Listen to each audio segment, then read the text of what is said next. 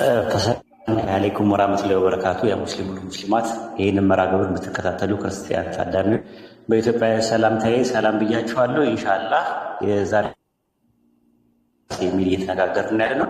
የዛሬ ቶፒክ የሚያደርገው የዛሬ ነጥባችን ማቴዎስ ምዕራፍ 28 ቁጥር 19 ላይ ትሪኒታሪያን ፎርሙላ የሚባለው ነው። ትሪኒታሪያን ፎርሙላ ማለት ነው የሥላሴያውያን ቀመር ማለት ነው። እውቀት በማን ስም ነው ቀመር የሚገባው? በአብ ወልድ መንፈስ ቅዱስ ስም ነው ወይስ በሥላሴ ስም ነው በሚለው ነገር ላይ ትሪኒታሪያን ፎርሙላ ይባላል። ይህ ጥቅስ ማለት ነው። ማቴዎስ ወንጌል ምዕራፍ 28 ከመናገራችን መጀመሪያ ምንድን ነው የምናደርገው? የታሪካዊ ዳራውን የማቴዎስ ወንጌል ምንድን ነው የሚለው ነገር አንዳንድ ጥናቶች እናጠናለን። እንደምትመለከቱት የማቴዎስ ወንጌል መጀመሪያ የተጻፈው በዕብራይስጥ ቋንቋ ተጻፈው። ኡስታዝ እኔ ጋር ከ45 እስከ 50 በሚደርስ አይሰማም? ድምፅ ይቆራረጣል። እኔ ጋር ብቻ ነው አቡበከር?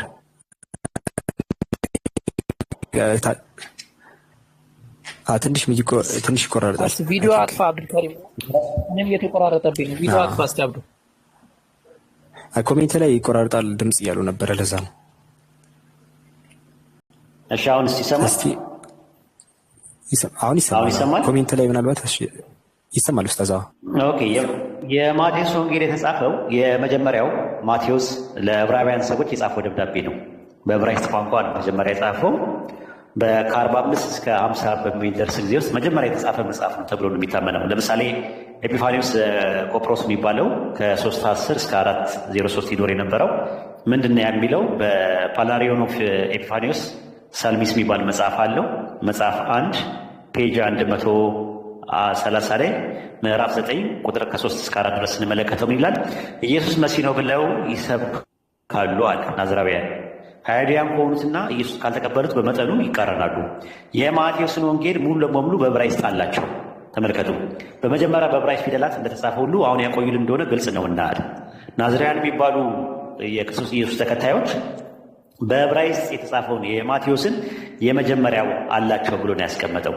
እንደውም ኢርማሲስ በውጭ ዓለም ጄሮ የሚባለው ራሱ ሲናገር ምንድን ነው ያለው? በአንድ ቦታ ላይ ኮሜንተሪው ማቴዎስ ወንጌል ምዕራፍ 23 ቁጥር 37 ላይ ያለውን ኮሜንት በሚያደርግበት ሰዓት ላይ ምንድን ነው ያለው? እሱ ጋር ናዝራውያን በሚጠቀሙበት ወንጌል ውስጥ የበራኪው ልጅ ምትክ የዮዳይ ልጅ ተብሎ ተጽፏል ብሎ ያስቀምጣል። የራሳቸው አላቸው ራሱ ማለት ነው። ፓፒያስ እንደምትመለከቱት 5 መጽሐፎች ጽፎ ነበረ። የቸርች ሂስትሪ አውሳቢዮስ ቂሳርያው እንደተናገረው መጽሐፍ 3 እና ቻፕተር 39 ቁጥር 1 ላይ ሲናገር ምንድን ነው ያለው? 5 የፓፒያስ መጽሐፍቶች አሉ። የጌታ ንግግር መግለጫዎች የሚደረስ ያለው ነው አለ። ቀጠልና ቁጥር 7 ላይ ምን አለ? አሁን የምናገረው ፓፒያስ የሐዋርያት ንግግርን የተቀበለው ከተከታዮቻቸው እንደተቀበለ አምነዋል የሚለው። ስለዚህ ይሄ የተቀበለው ፓፒያስ የሚባል ሰው ነው የተጠቀመው። ፓፒያስ ሲናገር ምን አለ? የዛው ቸርች ሂስትሪ ላይ የቂሳርያው አውሳቢዮስ ሲናገር መጽሐፍ 3 ምዕራፍ 39 ቁጥር 16 ላይ ምንድን ነው ያለው? እንግዲህ ማቴዎስ ቃላቶቹ በዕብራይስጥ ቋንቋ ተጻፈ አለ። እያንዳንዱ እንደ አቅሙ ከተረጎመ ይህም ጸሐፊ ከመጀመሪያው ከዮሐንስ መልእክትና ከጴጥሮስ ተጠቅሟል። እርሱ ሌላው በዕብራይስጥ ወንጌል ውስጥ በጌታ ፊት በብዙ ኃጢአት የተከሰሱ ሴት ተናገረ በማለት መጀመሪያ ማቴዎስ ወንጌል የሚባለው እንደነበረ ተናግሯል ማለት ነው። በዛ በማቴዎስ ወንጌል ላይ በመጀመሪያ በተጻፈው መጽሐፍ ላይ እንዲህ የሚል ቃል አለ። የሚል ቸርች ሂስትሪ መጽሐፍ 3 ምዕራፍ 5 ቁጥር 2 ላይ እንደዚህ ይላል። እንግዲህ ሂዱና አሕዛብን ሁሉ በስሜ ደቀ መዛሙርት አድርጉ፣ ያዘዝኳቸውን ሁሉ እንዲጠብቁ አስተምሯቸው የሚል ነው።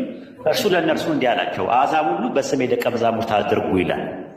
ተመልከቱ። ማቴዎስ 28 19 ላይ ያለው የሚረብሽ ነገር አለ። ባክረብሽም ደስ ይለኛል።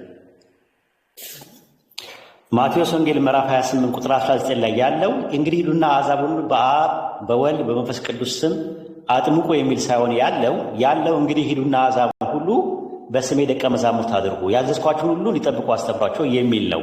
እርሱ ለእነርሱ እንዲህ አላቸው፣ አሕዛብን ሁሉ በስሜ ደቀ መዛሙርቱ አድርጓቸዋል።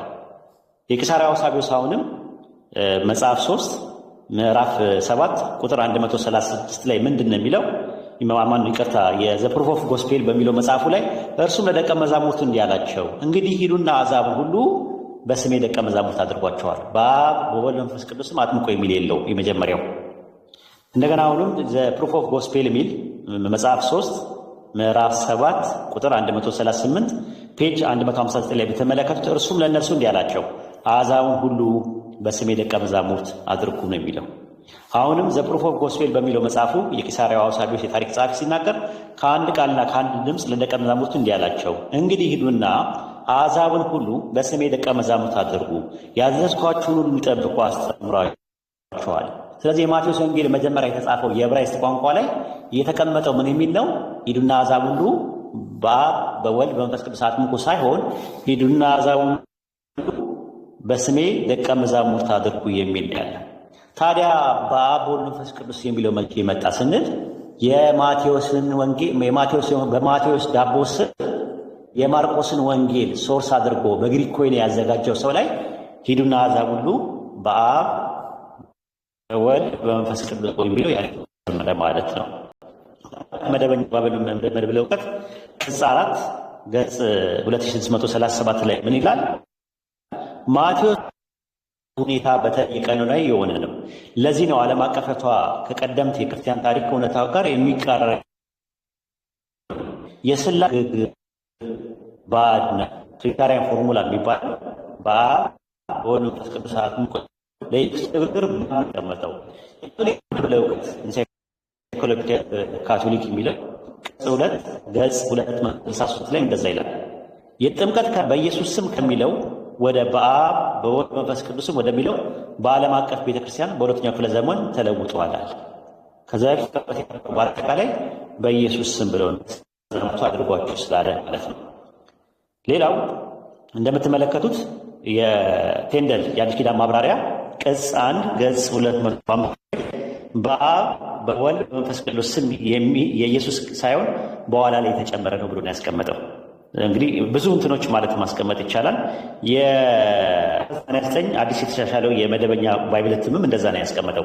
ዘመናዊ ሂስ ይህን የሥላሴውያን ቀመር ኢየሱስን ማሸዋሸት ነው፣ ያ በኋላ ላይ የቤተክርስቲያን ትውፊት የሚወክል ነዋል። ስለዚህ በማቴዎስ ወንጌል ላይ ምዕራፍ 28 ቁጥር 19 ላይ ሂዱና አሕዛብ ሁሉ በስሜ ደቀ መዝሙር አድርጉ የሚለውን በአብ በወልድ በመንፈስ ቅዱስ ስም አጥምቁ የሚለው በኋላ ላይ የመጣ ነው ብሎ ነው ያስቀመጠው።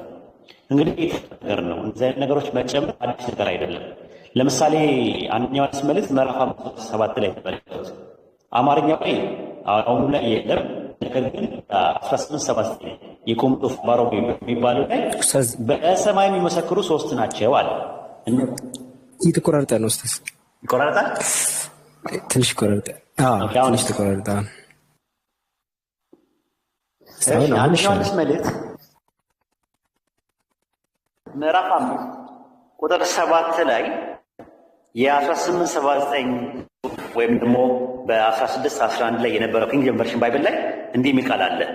ዜር አር ትሪ ሁ ጊቨን ቴስቲሞኒ ኢን ሄቨን፣ በሰማይ የሚመሰክሩ 3 ናቸው፣ ዘ ፋዘር ዘ ወርድ ኤንድ ዘ ሆሊ ጎስት ዘ ስሪ አር ዋን ይላል። እነዚህ 3ቱ አንድ ናቸው። በሰማይ የሚመሰክሩ 3 ናቸው፣ አብ ቃልና መንፈስ ቅዱስ ናቸው። እነዚህ 3ቱ አንድ ናቸዋል። ይሄ ላቲን ጌት ላይ በ382 ላይ ጄሮም የጨመረው ነው። የመጀመሪያው የግሪክ ማርኬቶቹ ላይ የለም። እንደዚህ መጨመር የተለመደ ነገር ነው። ለምሳሌ በ480 ድህረ ልደት ላይ ከገቡ ተሳትፎ መካከለኛ አባ ገሪማ የሚባለው ከተማት ላይ የተጨመረውን ሌላ ያሳያሉ። ራዕይ ምዕራፍ 14 ቁጥር 1 ላይ ምን ይላል? ለጽሑፉ ወተጽሞሙ ስሙ ወስመ አቡሁ ወስሙ ቅዱስ መንፈስ፣ በግንባራቸው ላይ ስሙና የአባቱ ስም የሚሆን ስሙና የአባቱ ስም እና የመንፈስ ቅዱስ ስም በግንባራቸው ይጻፋል ብሎ ነው ያስቀመጠው። 3 ስሞችን ያስቀመጠ። መንፈስ ቅዱስ የሚለው ግሪከኛው ላይ የግዕዙ ባይብል ላይ ተጨምሯል። እና እነዚህ የተጨመሩ ነገሮች የተለመዱ ነገሮች ናቸው እያለን ያለ ነው። ማቴዎስ ወንጌል ምዕራፍ 28 ቁጥር 9 ላይ ያለ የመጀመሪያ የነበረው ሕዝቦች ሁሉ ሁሉ በስሜ ደቀ መዛሙርት ነበረ። በኋላ ላይ ግን ይቆረጣል። እሺ እንዴት እናደርግ? ወይ ሪፖርት ይሆናል ወይ የሆነ ነገር ትናለ ችግር አለ። እሺ ኮፒ ሊንክ አድርጉ እስቲ፣ ሁላችሁም ኮፒ ሊንክ አድርጉ። እሺ አሁን ይሰማል? ይሰማል። አሁን መሀል ላይ እስቲ አሁን ይሰማል። እሺ እና እንደዛ ነው። ማቴዎስ ወንጌል 28 19 ላይ ያለው ሂዱና አሕዛብ ሁሉ በአብ በወልድ በመንፈስ ቅዱስ ስም አጥምቋቸው የሚለው መጀመሪያ በነበረበት በዕብራይስጥ ላይ አልነበረም። በዕብራይስጥ ላይ የነበረው ሂዱና አሕዛብ ሁሉ በስሜ ደቀ መዛሙርታችሁ አድርጓቸው የሚል ነው። ያንን ነው እንግዲህ ከቂሳርያው አውሳቢዎስ ያገኘነው መረጃ ማለት ነው። እንደው ማቴዎስ ወንጌል ምዕራፍ 28 ቁጥር 19 ላይ ያለው ይኑር እና ካለምስ ምን ችግር አለው? ሥላሴን ያሳያል ወይ ነው? አሁንም አያሳይም ነው ምንድነው? ለምን? ሶስት ነገሮች በአንድ ስለተደረደሩ እነዛ ነገሮች ኢን ዘ ኔም ኦፍ ዘ ፋዘር ኤንድ ኦፍ ዘ ሰን ኤንድ ኦፍ ዘ ሆሊ ስፒሪት በስሜ ደቀ መዛሙርቱ አድርጓቸው የሚለውን በአብ በወልድ በመንፈስ ቅዱስ ስም ስለተባለ በአንድ ላይ መምጣታቸው ስሪ ፐርሰንስ ዋን ኤሰንስ የሚለውን ነገር አያሳይም። ለምን? በአንደኛ ጢሞቴዎስ ምዕራፍ 5 ቁጥር 21 ላይ እንደነዚህ ያለው መዘንበል ልጠብቅ በእግዚአብሔር እና በጌታ በኢየሱስ እና በተመረጡ መላእክት ፊት እመክርሃለሁ። ፊት የሚለው በነጠላ ነው የመጣው። አይታችሁ ከሆነ ፊት የሚለው የግሪከኛ ቃል ኤኖፒዮን ነው የሚቀመጠው። ኤኖፒዮን ብሎ ነው የሚያስቀምጠው። ኤኖፒዮን ማለት ፊት ነው።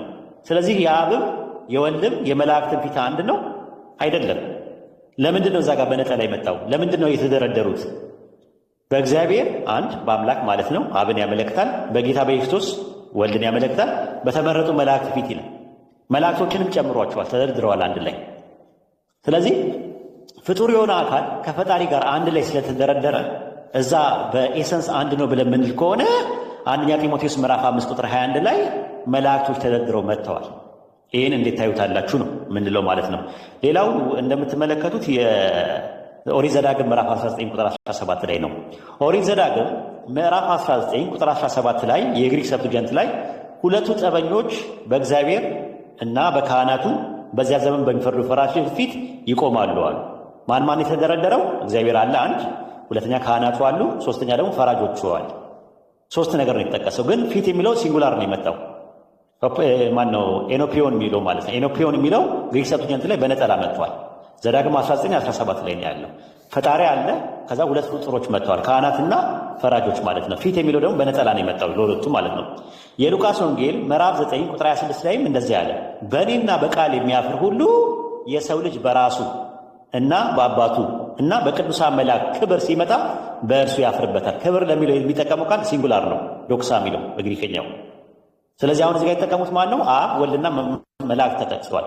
መላእክት ከአብና ከወልድ ጋር ስለመጡ መላእክት የሚባሉት በኤሰንስ ደረጃ ከአብ ጋር አንድ ናቸው ብለን እንደማንለው ሁሉ በተመሳሳይ ማቴዎስ ወንጌል ምዕራፍ 28 ቁጥር 19 ላይ ወልድና መንፈስ ቅዱስ ከአብ ጋር እና በሚል ተጫፍረው ስለመጡ በኤሰንስ አንድ ናቸው ማለት አይቻልም ማለት ነው። እንቀጥል። ስም የሚለው በነጠላ መጥቷል።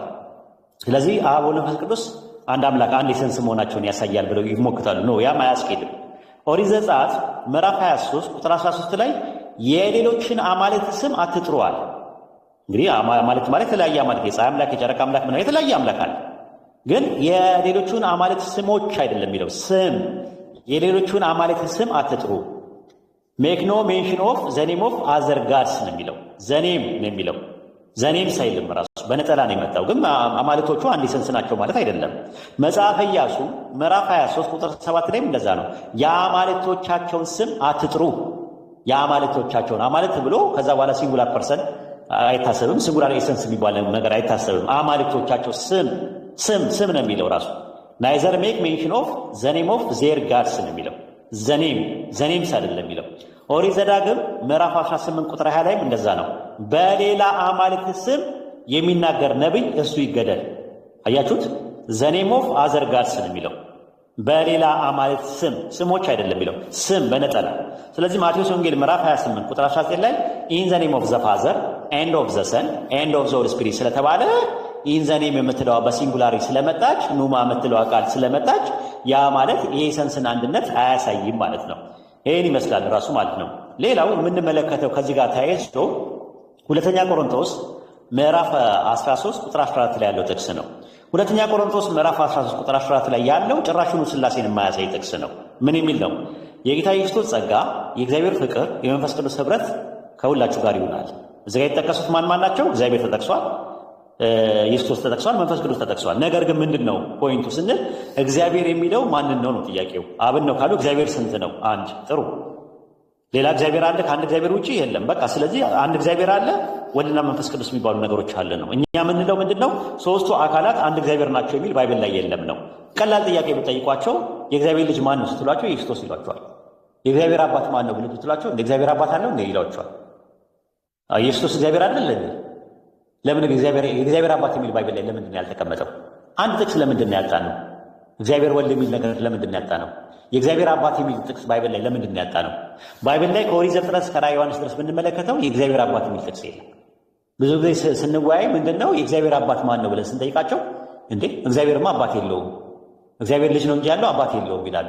ስለዚህ እግዚአብሔር የሚባለው አንድ ነው ማለት ነው። ዘዳግም 6:4 ላይ ያለው እግዚአብሔር አንድ ነው። ልጅ አለው። ኦኬ ልጅ ሲባል ምን ማለት ነው? ሌላ ጉዳይ ነው። ነገር ግን ሥላሴን አያሳይም ነው እያለን ያለ ነው። ይህን ይመስላል። ሌላው ከዚህ ጋር ተያይዞ የሚነሳው ነገር ምንድን ነው? ማቴዎስ ወንጌል ምዕራፍ 28 ቁጥር 19 ላይ ያለው ጥቅስ ላይ የሚነሳው ስም የሚል ነገር አለ። ስም የምትለዋ ነገር ሲንጉላር መታለች። ራሱ ሲንጉላር ስም የሚባለው ነገር ለምን ታዲያ በመንፈስ ቅዱስ ስም ለምን ይባላል? በኢየሱስ ስም ለምን ይባላል? በወልድ ስም ለምን ይባላል ብሎ ከጠየቀ ይህ የተለመደ ነገር ነው በባይብል ውስጥ ማለት ነው። ለምሳሌ መጽሐፈ አስቴር ምዕራፍ 2 ቁጥር 22 ላይ ነገሩን ለመርዶክዮስ ተገለጠ፣ እርሱም ለንግሥቲቱ ለአስቴር ነገራት፣ አስቴርም በመርዶክዮስ ስም ለንጉሥ ነገረችዋል። ምን ማለት ነው? መርዶክዮስ በኤሰንስ የተለየ ነገር መሆኑን ያሳያል እንዴ? አያሳይም። በመርዶክዮስ ስም ማለት በመርዶክዮስ ትእዛዝ እሱ ኦቶሪቲ ባደረገው በነገራት መሰረት ለንጉሱ ነገረችው ማለት እንጂ በመርዶክዮስ ስም ለንጉሱ ነገረችው ማለት መርዶክዮስ ስም ስለተባለ ዲቪኒቲን አያሳይም። አንደኛ ነገሥት ምዕራፍ 28 ምዕራፍ 25 አንደኛ ሳሙኤል ምዕራፍ 25 ቁጥር 9 ላይ የዳዊት ጎልማሶች መጡ፣ ይህን ቃል ሁሉ በዳዊት ስም ለናባል ነግረው ዝም አሉ ይላል። በማን ስም? በዳዊት ስም። ያ ማለት በዳዊት ስም ማለት ዳዊት ባዘዛቸው መሰረት ማለት እንጂ ሌላ ማለት አይደለም። ስም የሚለው ኦቶሪቲን ነው የሚያሳየው። ማቴዎስ ወንጌል ምዕራፍ 10 ቁጥር 42 ላይ ማንም ከነዚህ ከተናናሾቹ አንዱ ቀዝቃዛ ውሃ በደቀ መዛሙርት ስም የሚያጠጣ፣ በደቀ መዛሙርት ስም ማለት በጴጥሮስ ስም የሚያጠጣ ማለት ነው። ዛት ሚንስ በጴጥሮስ ስም የሚያማጠጣ ማለት ጴጥሮስን እንደ ጴጥሮስነቱ ተቀብሎ ጴጥሮስን የሚያስተናግድ ማለት እንጂ በጴጥሮስ ስም ሲባል የሆነ የጴጥሮስ ስም ማለት ዲቪኒቲን የሚያመለክት አይደለም። ለዛ ነው ማቴዎስ ወንጌል ምዕራፍ 9 ቁጥር 40 ላይ ማርቆስ ወንጌል ላይ ማለት ነው ምዕራፍ 9 ቁጥር 41 ላይ ስንመለከተው የክርስቶስ ስም ስለሆናችሁ በስሜ ጽዋ የሚያጠጣችሁ ዋጋችሁ አይጠፋም ማለት። ተመልከቱ፣ በስሜ ጽዋ የሚያጠጣ አለ። ቅድም ምን አለ? ደቀ መዛሙርት ስም አለ። ደቀ መዛሙርቱ ምንድን ናቸው? ጻድቃን ናቸው። ኢየሱስ ምንድን ነው? ነብይ ነው። ከዛ ማቴዎስ ወንጌል 10:40 ላይ ምን አለ? ነብይን በነብይ ስም የሚቀበል የነብይን ዋጋ ይወስዳል አለ። ጻድቅን ደግሞ በጻድቅ ስም የሚቀበል የጻድቁን ዋጋ ይወስዳል አለ።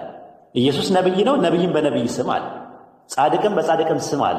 በደቀ መዛሙርት ስም ቀዝቃዛ ውሃ ያጠጣል። ስለዚህ በነብይ ስም፣ በደቀ መዝሙር ስም፣ በዳዊት ስም፣ በመርዶክዮስ ስም የሚል ነገር ካለ ማቴዎስ ወንጌል ምዕራፍ 28 ቁጥር 19 ላይ ሂዱና አሕዛብ ሁሉ በስሜ ደቀ መዛሙርቷቸው አድርጓቸው ቢል በእኔ ኦቶሪቲ እኔ በላኳችሁ መሰረት ማለቱ እንጂ ሌላ ማለቱ አይደለም። ለምን? ማቴዎስ ወንጌል ምዕራፍ 10 ቁጥር 40 ላይ እናንተን የሚቀበል እኔን ይቀበላል፣ እኔን የሚቀበል ደግሞ የላከኝን ይቀበላል በማለት ይነገራል። መንፈስ ቅዱስ ራሱን የቻለ የአምላክ እስትንፋስ ካልሆነ ለምንድን ነው ከወልድና ከመንፈስ ቅዱስ ጋር እና በሚል ኮፕላቲቭ ኮንጃክሽን የተጠቀሙ የሚልም ጥያቄ ይነሳል። ኤፌሶን ምዕራፍ 6 ቁጥር 10 ላይ ማየት እንችላለን። ፐርሰን ያልሆነ ነገር ፐርሰን ከሆነ ጋር ካይ በሚል ኮፕላቲቭ ኮንጃክሽን ኤንድ በሚል ነገር ወይም እና በሚል ተዛርፎ ሊመጣ ይችላል፣ ተጻምሮ ሊመጣ ይችላል። ኤፌሶን ምዕራፍ 6 ቁጥር 10 ላይ በቀረው በጌታና በኃይሉ ችሎት የበረታችሁ ነው አለ።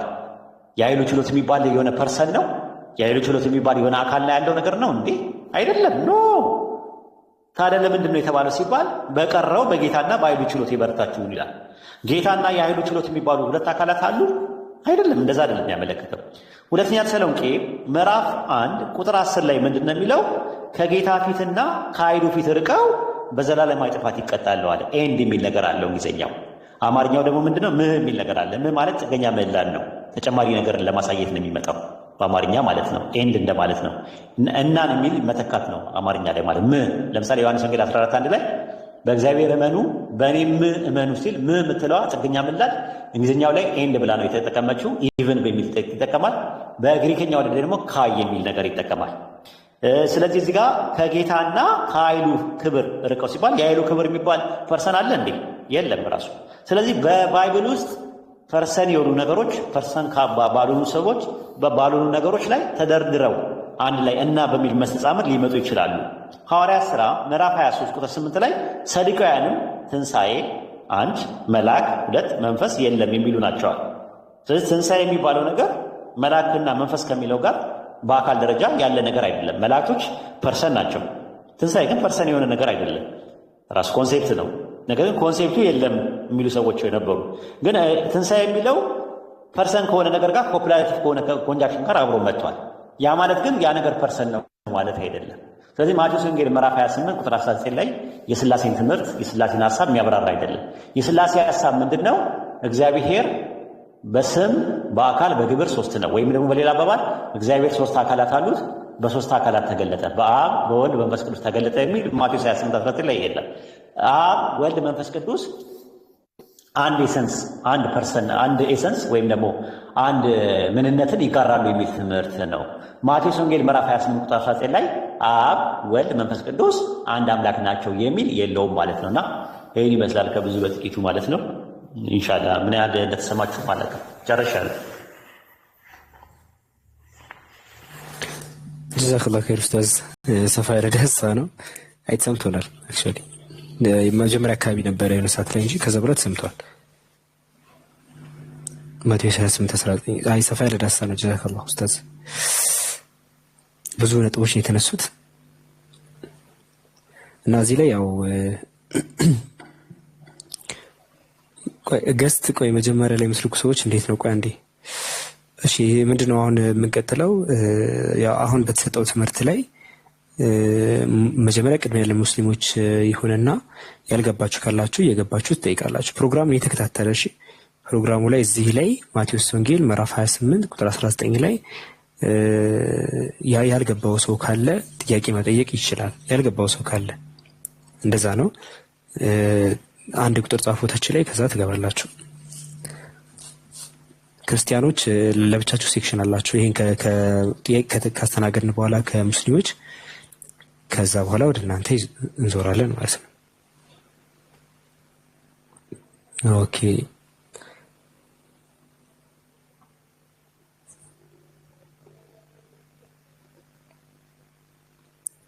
ሽሩ ሚል አካውንት ከገባ ወይም ይሰማል።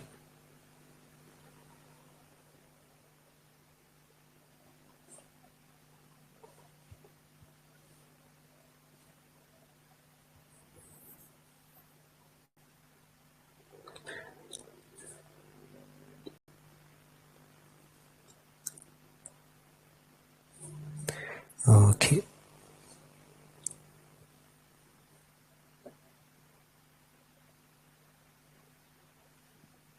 ሙቢ ሚል አካውንት ሙቢ ይሰማል።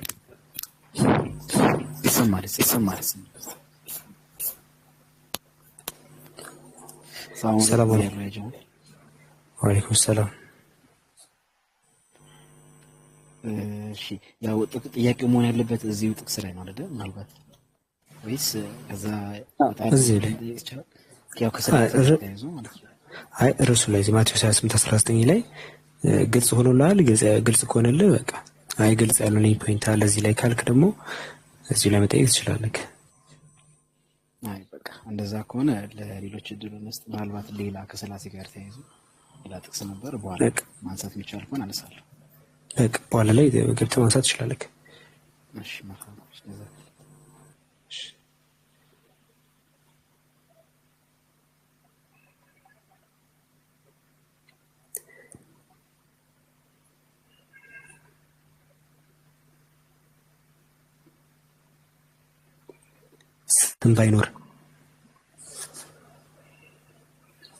ስም ባይኖር የሚል አካውንት። ሰላም አለይኩም ወራህመቱላሂ ወበረካቱ።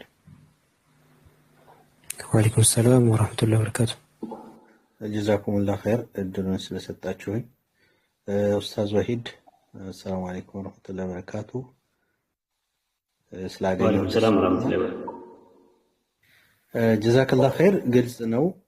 ግን አሁን እዚህ ጋር አንድ እኔ ለጠይቅ የፈለግኩት በውይይት ጊዜ አሁን የጠቀስከውን አንቀጽ ክርስቲያን ወገኖችን እስኪ ከዋናው ከግሪኩ አሁን በሚጠቀሙበት ግሪክ አውጡልን እናሳዩን ብሎ መጠየቅ ሊያወጡትና ሊያስገኙት ይችላሉ? ማኑስክሪፕት ላይ አለ እኮ። እኛ እኮ ማቴዎስ 28:19 ላይ ያለው ጥቅስ ማኑስክሪፕት ላይ የለም ብለን አይደለም እየሞገትን ያለ ነው። በዕብራይስጡ መጀመሪያ ማቴዎስ ሲጽፍ ማቴዎስ የጻፈው ከ45 እስከ 50 የሚደርስ ነው። በዛ ጊዜ ውስጥ ባስቀመጠው ውስጥ የነበረው ሂዱና አሕዛብ ሁሉ በስሜ ደቀ መዛሙርት አድርጉ የሚል ነው መረጃዎች ያሉት። የዕብራይስጡ የመጀመሪያው ሲጠፋ መጀመሪያ የነበረው የለም። የነበረው ናዝራውያን ጋር ነበር የነበረው። ናዝራውያን ሲጠፉ አብሮ ጠፍቷል። ተጋነ የሚጨው ነገር ያለ አይ ዛህራ ጋር ነበር ሚት አርገተል አውርዳት ለጊዜው አሁን ለሁለተኛ ጊዜ ነው እንደዛ እንትን አውርዳትና እንትን ትበል እሺ። እና አንድ ማቴዎስ ላይ ያለው በማቴዎስ ዳብስ ነው የጻፈውም ደግሞ የማርቆስን ወንጌል ሶርስ አድርጎ ጽፎ በኋላ ላይ ማቴዎስ ወንጌል 28:19 ላይ ያለውን ሂዱና አሕዛብ ሁሉ በአብ በወልድ በመንፈስ ቅዱስም አጥምቁ የሚለውን ጨምሮታል። ማን ነው የሚለው ነገር መረጃ የለም። ቸርች ፋዘርስ ላይ ያሉ ሰዎች ማቴዎስ ራሱ ነው ይላሉ። ነገር ግን ምንም መረጃ የላቸውም ከየት ነው ያመጡት የሚለው። ምክንያቱም ፈርስት ሴንቸሪ ላይ ያለ ኢንዲፔንደንት ፕራይመሪ ሶርስ የለም። አንደኛ ነገር ማለት ነው። እና ከዛ አንጻር ነው ያለው ማቴዎስ ወንጌል አይደለም የመጀመሪያው መቶ ክፍለ ዘመን ሁለተኛው ክፍለ ዘመን ላይ የማኑስክሪፕት ማስረጃ ይኖር ይሆን? የመጀመሪያው ያለው እንደምትመለከተው የፓፒረስ 52 ያለው ነው። በ125 ላይ ያለው የዮሐንስ ወንጌል ምዕራፍ 18 ላይ ያለው 6 ቨርስ ነው እሱም ያለው። እሱም የኮፒ ነው ራሱ እና የለም ራሱ እና ሪፈረንስ ማድረግ የትኛው ነው ትክክል የትኛው ነው ትክክል አይደለም የሚለው የራሱ የሆነ ችግር አለ። እሱም ወደፊት ኢንሻአላህ እንመጣበታለን። ኢቨን የአዲስ ኪዳን ማኑስክሪፕቶች እኮ ተበርዘዋል ተብሎ ይታመናሉ። አውግስቲን እንደዛ ይናገራል፣ ጄሮምም እንደዛ ይናገራል። ሌሎችም ማምጣት ይቻላል ማስረጃዎችም ማለት ነው። እንትን ማለት ብቻ አይደለም ኦሪጂናሉ የለም ብቻ ማለት ሳይሆን ተበርዟል የሚልም አቋም አላቸው። እንደዚህ አይነትና የማኑስክሪፕቱ ዲፈረንስ የመጣው ነገር በዛ የተነሳ ነው።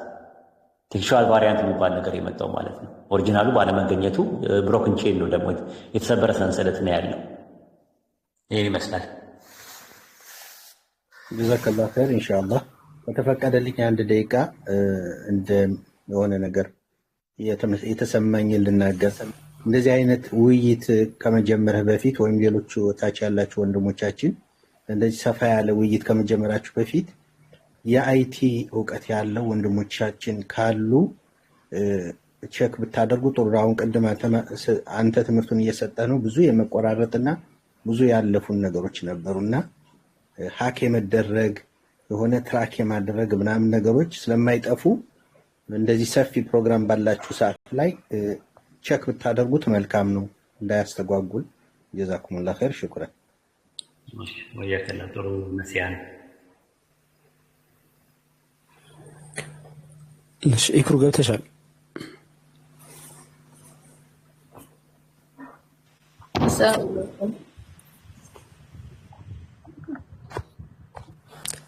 ወአለይኩም ሰላም።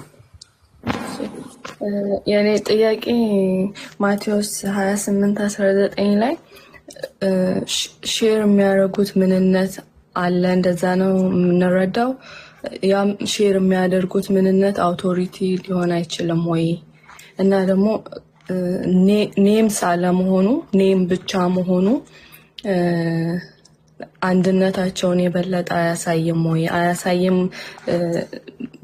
ብለን ከባይብል ያነሳናቸውን ጥቅሶች ደግሞ ቁጥሮቹን መያዝ ፈልጌ ነው ኡስታዝ ስለፈጠንክ እና እሺ ኦንሊ ጂሰሶች ደግሞ ይሄንን ማቴዎስ 28:19ን በስሜ በሚለው ነው ወይ የሚወስዱት? በስሜ ደቀ መዛሙርት አድርጉ በሚለው ነው የሚወስዱት ወይስ እንዴት ነው የሚረዱት የሚል ነው። አሁን እነሱም እንደዚህ አይነት እንትን አርጊመንት አላቸው። ማቴዎስ 28:19 ላይ እንትኑ ሶርስ ነው የሌላቸው እነሱ አሁን የተዋራሪ ወሬ ምናምን ስለሚሰሩ እንጂ በጥናት ደረጃ ያጠኑ አላገኘውም። ትንሽ እንደውም ያዲ ይሻላል አሉት እነዚህ የሐዋርያ ቤተክርስቲያን ውስጥ ከሚሰሩት ውስጥ ያዲ ትንሽ ይሻላል። ያው እሱም የኛ ገርፍ ነው እዚህ የመጣ የተማረው ያወቀው ነገር ቢሆንም እሱ ይሻላል፣ ትንሽ ያጠናል ራሱ እንጂ አብዛኛዎቹ ማቴዎስ 28:19 ላይ በስሜ ደቀ መዛሙርት አድርጓቸው የሚለው ሶርስ የቱ ጋር እንዳለ እንኳን አያውቁትም። ይቅርታ አድርግልኝ ከትልቅ ነገር ጋር ማለት ነው። የሐዋርያ ቤተክርስቲያን ውስጥ ያሉ ማለት ነው። ኤኒዌይ ምንድን ነው ማቴዎስ ወንጌል ምዕራፍ 28:19 ላይ ሂዱና አሕዛብ ሁሉ በአብ በወልድ በመንፈስ ቅዱስ ስም አጥምቋቸው የሚለው ወይም ደግሞ ባፕታይዝ ዘም ኢን ዘ ኔም ኦፍ ዘ ፋዘር ኤንድ ኦፍ ዘ ሰን ኤንድ ኦፍ ዘ ሆሊ ስፒሪት የሚለው ስም የሚለው በሲንጉላሪ ከመጣ ኦሪት ዘጸአት ምዕራፍ 23:13 ያዥ ጥቅስ። ኦሪት ዘጸአት ምዕራፍ 23:13 ላይ የሌሎችን አማልክት ስም አትጥሩ ይላል። እንደምትመለከች አማልክት የተጠረቡ ናቸው። የድንጋይ አለ፣ የእንጨት አለ፣ የፀሐይ አምላክ፣ የጨረቃ አምላክ፣ የኮከብ አምላክ ምናምን እየተባለ የተለያየ በኤሰንስ ደረጃም አንድ አይነት አይደሉም አማልክቶቹ። ነገር ግን የአማልክቶቻቸውን ስም አትጥሩ ነው የሚለው።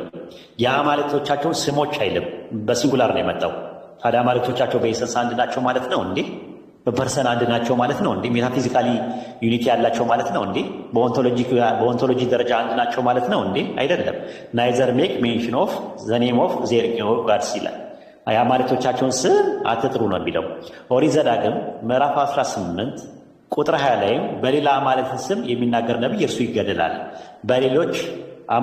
በሌላ አማልክት ስም ነው የሚለው በነጠላ። መጽሐፈ ኢያሱ ምዕራፍ 23 ቁጥር 7 ላይ የአማልክቶቻቸውን ስም አትጥሩ፣ ስሞች አይልም፣ ስም በነጠላ ስም ኢንዘኔም ነው የሚለው። ኢንዘኔምስ ኦፍ አይልም። ግራማቲካሊ አይደለም፣ አያስኬድም። በእኔና በባለቤቴ ስም አንድ ስጦታ እሰጣለሁ ለአብዱል ከሪም ብዬ ብናገር እኔና ባለቤቴ አንድ ስም ያለን ማለት አይደለም። ስም ነው ምለው። በእኔና ባለቤቴ ስሞች አልልም። ግራማቲካሊ አያስኬድም ራሱ። እንደዚህ አይነት ኤግዛምፕሎች ማምጣት ይቻላል። ራሱ የአብርሃም የይስሐቅ የያዕቆብ ስም በእናንተ ይጠራ ነው የሚለው። የአብርሃም የይስሐቅ የያዕቆብ ስሞች አይልም። ዘፍጥረት ላይ ኦሪት ዘፍጥረት ምዕራፍ 5 ላይ ማየት ትችላለሽ። ኦሪት ዘፍጥረት ምዕራፍ 5 ላይ በፈጠረበት ቀን ስማቸውን ነው የሚለው፣ ስሞቻቸውን አይልም። ኦሪት ዘፍጥረት ምዕራፍ 5 ላይ ስትመለከችው ምንድን ነው የሚለው? በፈጠረበት ቀን ስማቸውን ማን ብሎ ጠራ ይላል? አዳም ብሎ ጠራው ይላል። ኦሪት ዘፍጥረት ምዕራፍ 5 ቁጥር 2 ወንድና ሴት አድርጎ ፈጠራቸው፣ ባረካቸው። ስማቸውን ነው የሚለው፣ ስሞቻቸውን አይልም። ስማቸውን ዜር ኔም ሳይልም ሲንጉላር ነው። ግልጽ ነው። አይ ስልጣንን ነው የሚያመለክተው ካሉ ደግሞ ኦኬ ጥሩ። ግን ስልጣን ምን ላይ ነው ያለው? ሜታፊዚካል ነው ወይስ ኦንቶሎጂካል ስልጣን? ለምሳሌ እኔ ስልጣን አለኝ እዚህ ቤት ስልጣን። አሁን አድሚኖች አሉ አይደል? ስንት አድሚኖች አሉ? 10 ብለሽ ኤግዛምፕል ነው። 10ሩ ምን አላቸው? ስልጣን አላቸው። ሌሎቻው ደግሞ ከታች ያለው ደግሞ ምን የላቸውም? ስልጣን የላቸው። ምንድን ነው የሚያሳየው? ሜታፊዚካል ነው ወይስ ኦንቶሎጂካል ነው የሚያሳየው?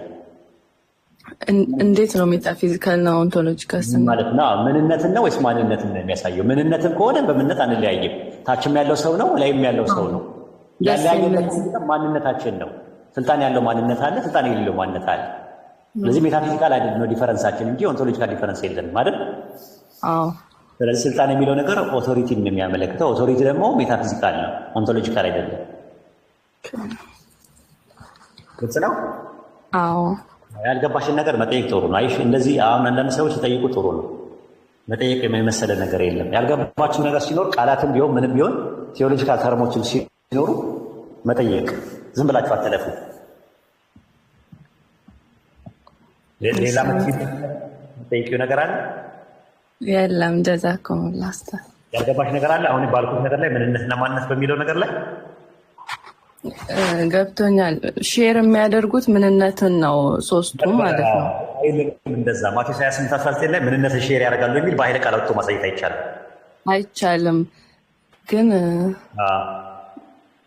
ግን አሁን ካስረዳኝ ምሳሌ አንጻር ምንነትን ሼር ካደረጉ እንኳን ኦቶሪቲው ሜታፊዚካል ስለሆነ እሱን ሼር አያደርጉም። ተዛ ነው ምንነትን አያሳይም። ኦቶሪቲ ያለው ስልጣን ያለው ኦቶሪቲ ላይ አይደለም። ምክንያቱም ኦቶሪቲ ማለት ኔቸር እና ነርቸር የሚባል ነገር አለ አይደለ? በፊዚክስ ላይ ኔቸር አብሮሽ ያለ ነገር ነው፣ ከጊዜ በኋላ የሚመጣ ነገር አይደለም። ነርቸር ከሆነ ግን አንቺ የምታዳብሪው ነገር ነው። ለምሳሌ ሜታፊዚካል የሚባለው ነገር አሁን አንድ ነቢይ ከኔ ጋር ልዩነታችን ኦንቶሎጂካል አይደለም። እኔም ሰው ነኝ፣ ያም ነቢይ ሰው ነው። ግን የሚለያየ ምንድነው? ሜታፊዚካል ያለያየ በማንነት እንለያያለን። እሱ ነብይ ነው። ነብይነቱን ደግሞ ያገኘው ደግሞ ከአምላክ ነው ያገኘው። ነብይነቱ የመገኘቱ ጉዳይ ምንድነው? ሜታፊዚካል ዲፈረንስ ነው ያለው ከኛ ጋር። ልክ እንደዛ ኦቶሪቲ ኃይል የሚባለው ነገር በተለይ መልኩ ለአንድ ሰው ተሰጠው። የተሰጠው ስልጣንና ኃይል እዚህ ቤት አድሚን አድርግ ብሾ ያ አድሚን ያለው ሰው ከታች ካለው ሰው ኦንቶሎጂካል ልዩነት የለውም። ሜታፊዚካል ልዩነት አለ። የማንነት ልዩነት አለ። ስልጣን ያለው ማንነት አለ፣ ስልጣን የሌለው ማንነት አለ። ግልጽ ነው? አዎ ግልጽ ነው። ግን አንቺ ምንድን ነሽ ግን? ጥንዛ ነሽ? ድመት ነሽ? ውሻ ነሽ? ምንድን ነሽ? ሰው ነኝ።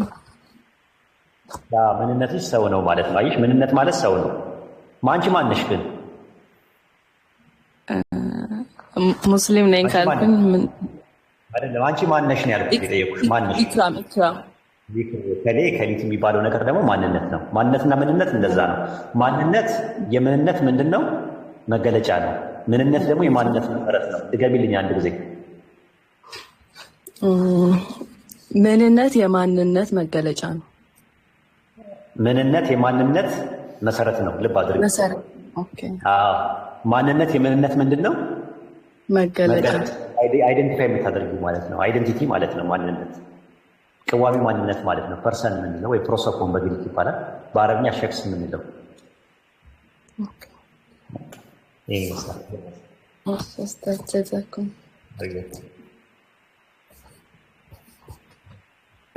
አሰላሙ አለይኩም ወረህመቱላሂ ወበረካቱ። ኡስታዝ ሰላም ወረህመቱላሂ ወበረካቱ።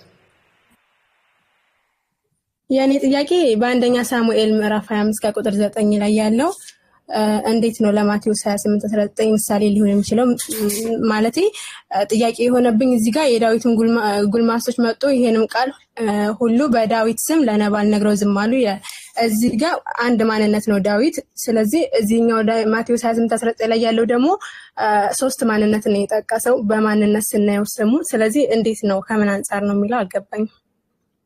ስም የሚለው እንደነበር ስም ለምሳሌ በአንድ ስም በትና ስም ለብስ በስም ብራቢ ብዬ ብልሽ ምን እንደሚያሳየው እኔ ኦቶሪቲ እንደሚያሳየው አይደለ? ኡስታዝ አልሰማም፣ ተቆራረጠብኝ። አልሰማም፣ ተቆራረጠ ድምጽ። ተቆራረጠሽ።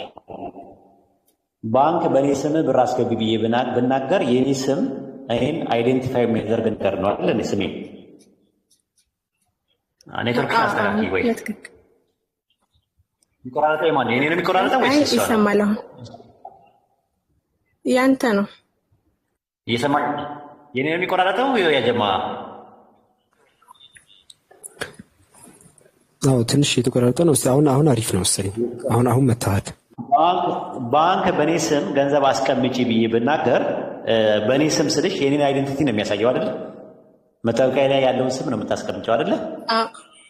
መታወቂያ ላይ የተቀመጠው ስም እኔን አይደንቲቲ ነው የሚያሳየው። አይደንቲቲ ካርድ ነው የሚባለው ራሱ ማለት ነው። አይደንቲፋይ የምታደርጊበት ነገር ነው ራሱ። ልክ እንደዛ ሆኑ የአንደኛ ሳሙኤል ምዕራፍ 25 ቁጥር 9 ላይ የዳዊት ጎልማሶች መጡ ይህን ቃል ሁሉ በዳዊት ስም ለናባል ነግረው ዝም አሉ ይላል። በማን ስም? በዳዊት ስም። ስለዚህ በዳዊት ስም ማለት በዳዊት ስልጣን፣ በዳዊት ትእዛዝ መሰረት ማለት ነው አይደለ? በትክክል። መጽሐፍ አስቴር ምዕራፍ 2 ቁጥር 22 ላይ ደግሞ አስቴርም በመርዶክዮስ ስም ለንጉሱ ነገረችው አለ። በማን ስም?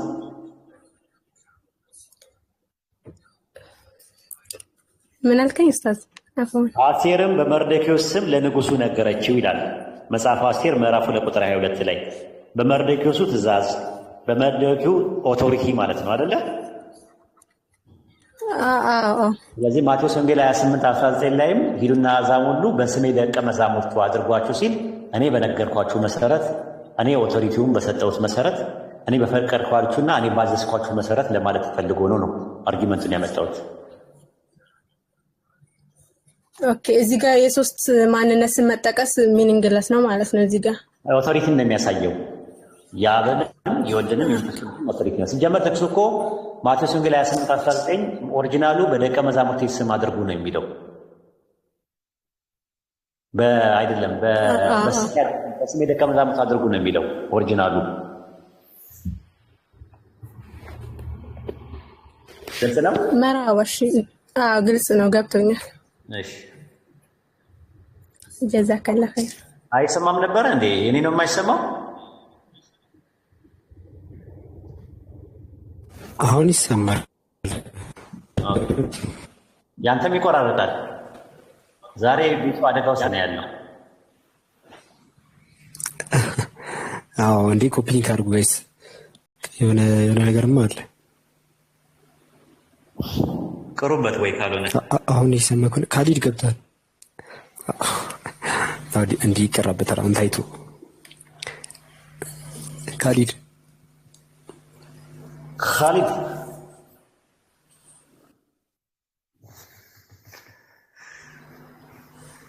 ከሀዲድ በቃ ምንም ማድረግ አንችልም።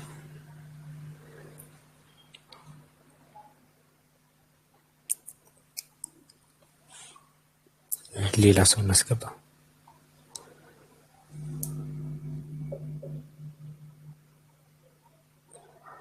አይ ሎድ እያደረገ አስቸገረኝ።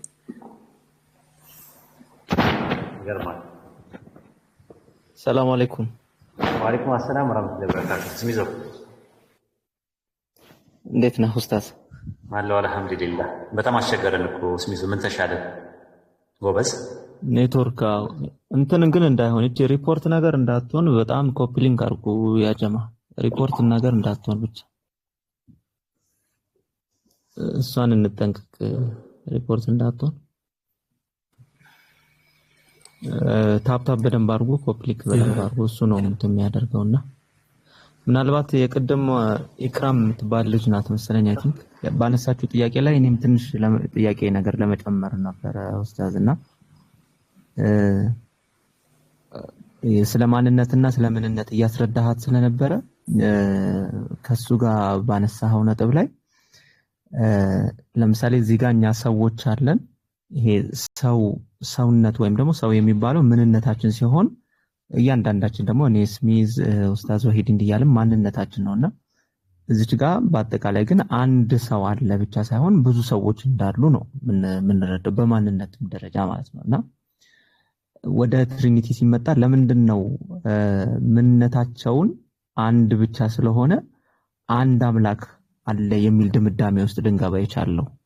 ልክ እዚህ ጋር ለምሳሌ በሰውነቱ አስረድተን ግን አንድ ሰው ብቻ ሳይሆን እዚህ ለምሳሌ ገስት ላይ እንኳን ብዙ ሰው አለ እንደምንለው ሁሉ ይሄን ድምዳሜ ለምን መጣ ነው ወይ ሌላ የተለየ ዲፊኒሽን ኖሮት ነው? ከተረዳኸኝ ኡስታዝ። ተረድቻለሁ። አሁን ለምሳሌ አናንያ፣ አዛርያና ሚሳኤል የሚባሉ አሉ አይደለ? በባይብል ውስጥ ዳንኤል ምዕራፍና አብደናጎ የሚባሉ አሉ። የባቢሎን ሰዎች ያወጡላቸው ስም ሲድራቅ፣ ሚሳቅና አብደናጎ ነው። ትክክለኛ ስማቸው አናንያ፣ አዛርያና ሚሳኤል የሚባሉ ናቸው። እነዚህ ግን ሶስት ሰዎች ብሎ ነው ያስቀመጠው። ለምን? በፐርሰንት ደረጃ ስለሆኑ ማለት ነው። አሁን ለምሳሌ ማንኛውም ሰው በጠይቀው እዚህ ያለነው ግሩፕ ውስጥ ያለነው በማንነት ነው። ራሱ ስንት ሰው አለ ብዬ ስል ስንት የምትለው ማንነትን ታሳቢና ዋቢ ያደረገ ነው። 2000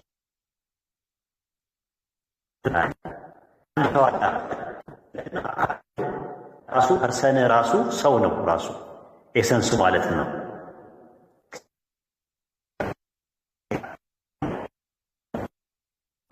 በአካል ሶስት ስለሆኑ ማለት ነው።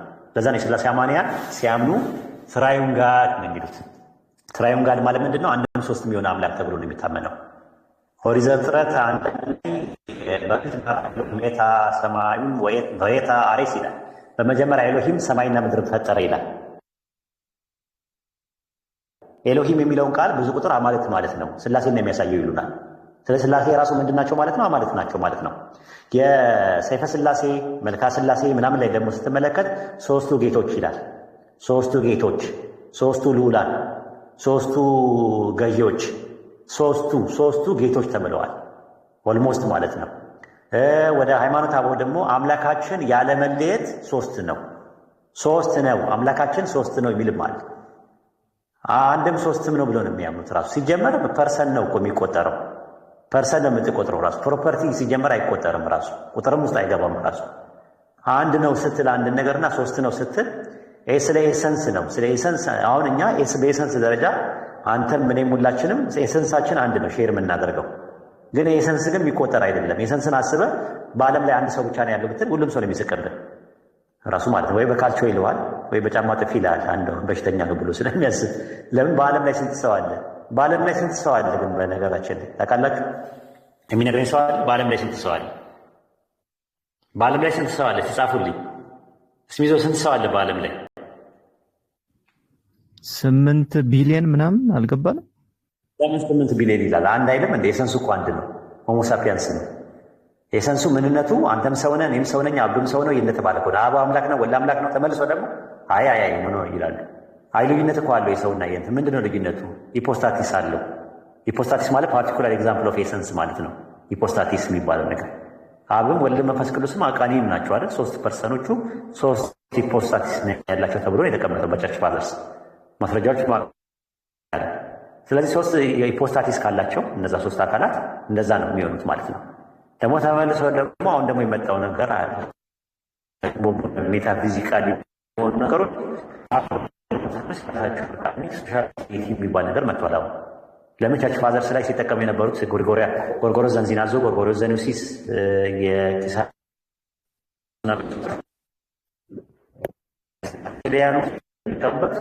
ፈቃድ የሚባለው ነገር ያለው እንትን ላይ ነው፣ ኤሰንስ ላይ ነው ያለው፣ ኦንቶሎጂ ነው ብሎ ስለሚያምኑ ነው።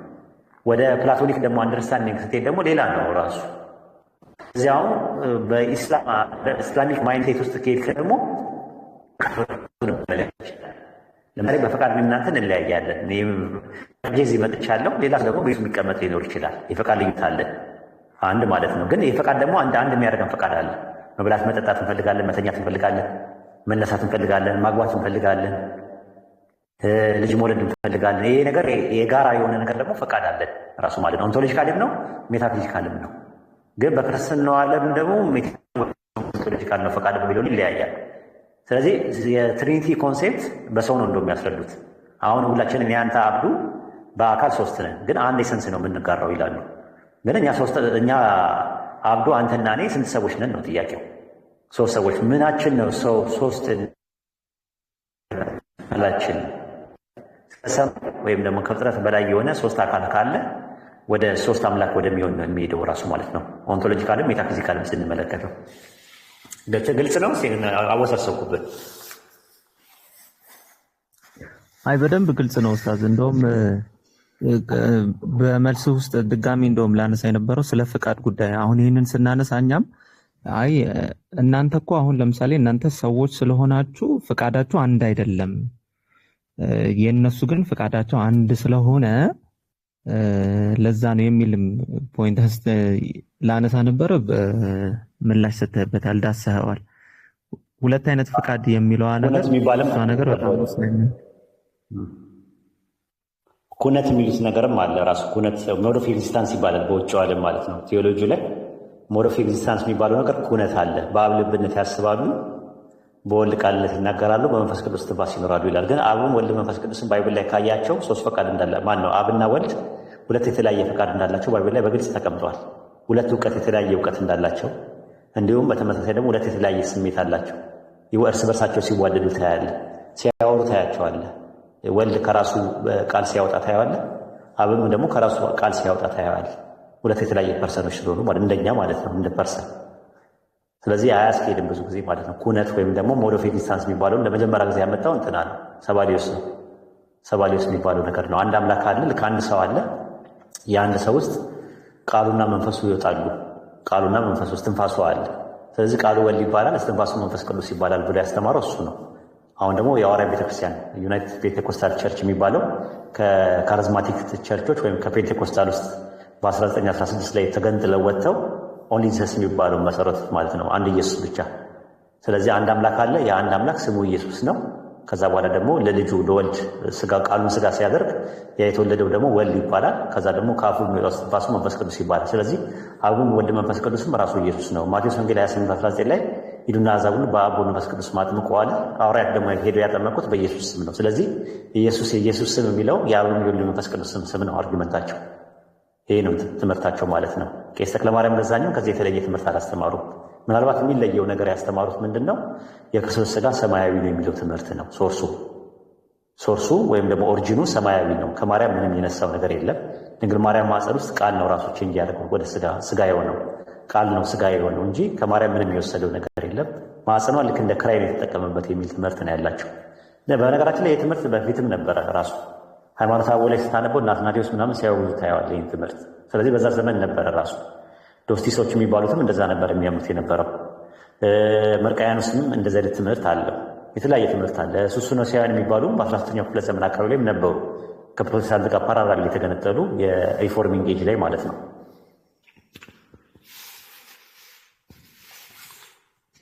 መርሃባ ጀዛከላ ኡስታዝ ሹክራን።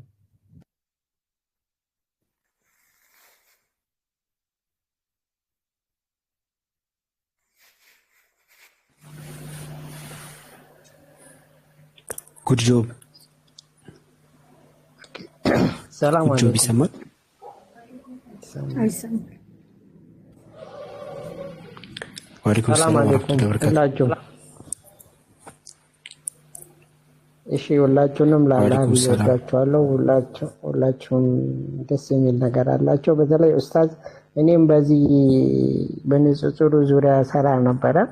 ያው በሶሻል ሚዲያ ባይሆንም በአካል ብዙ ሰዎች ጋር እናወራለን። ግን ትንሽ ኢሞሽናል የመሆን ነገር ነበረኝ። ከዛ በኋላ ይህንን ባህሬን አልሐምዱሊላህ ከአላህ በታች ኡስታዝ ወሂድ ቀርፎልኛል። ስለዚህ ላመሰግን እወዳለሁ ሁላችሁንም ፊት ምን አይነት ጸባይ መላበስ እንዳለብን ከሱ ተምሬያለሁ። እና ሌላ አንድ ጥያቄ አለ።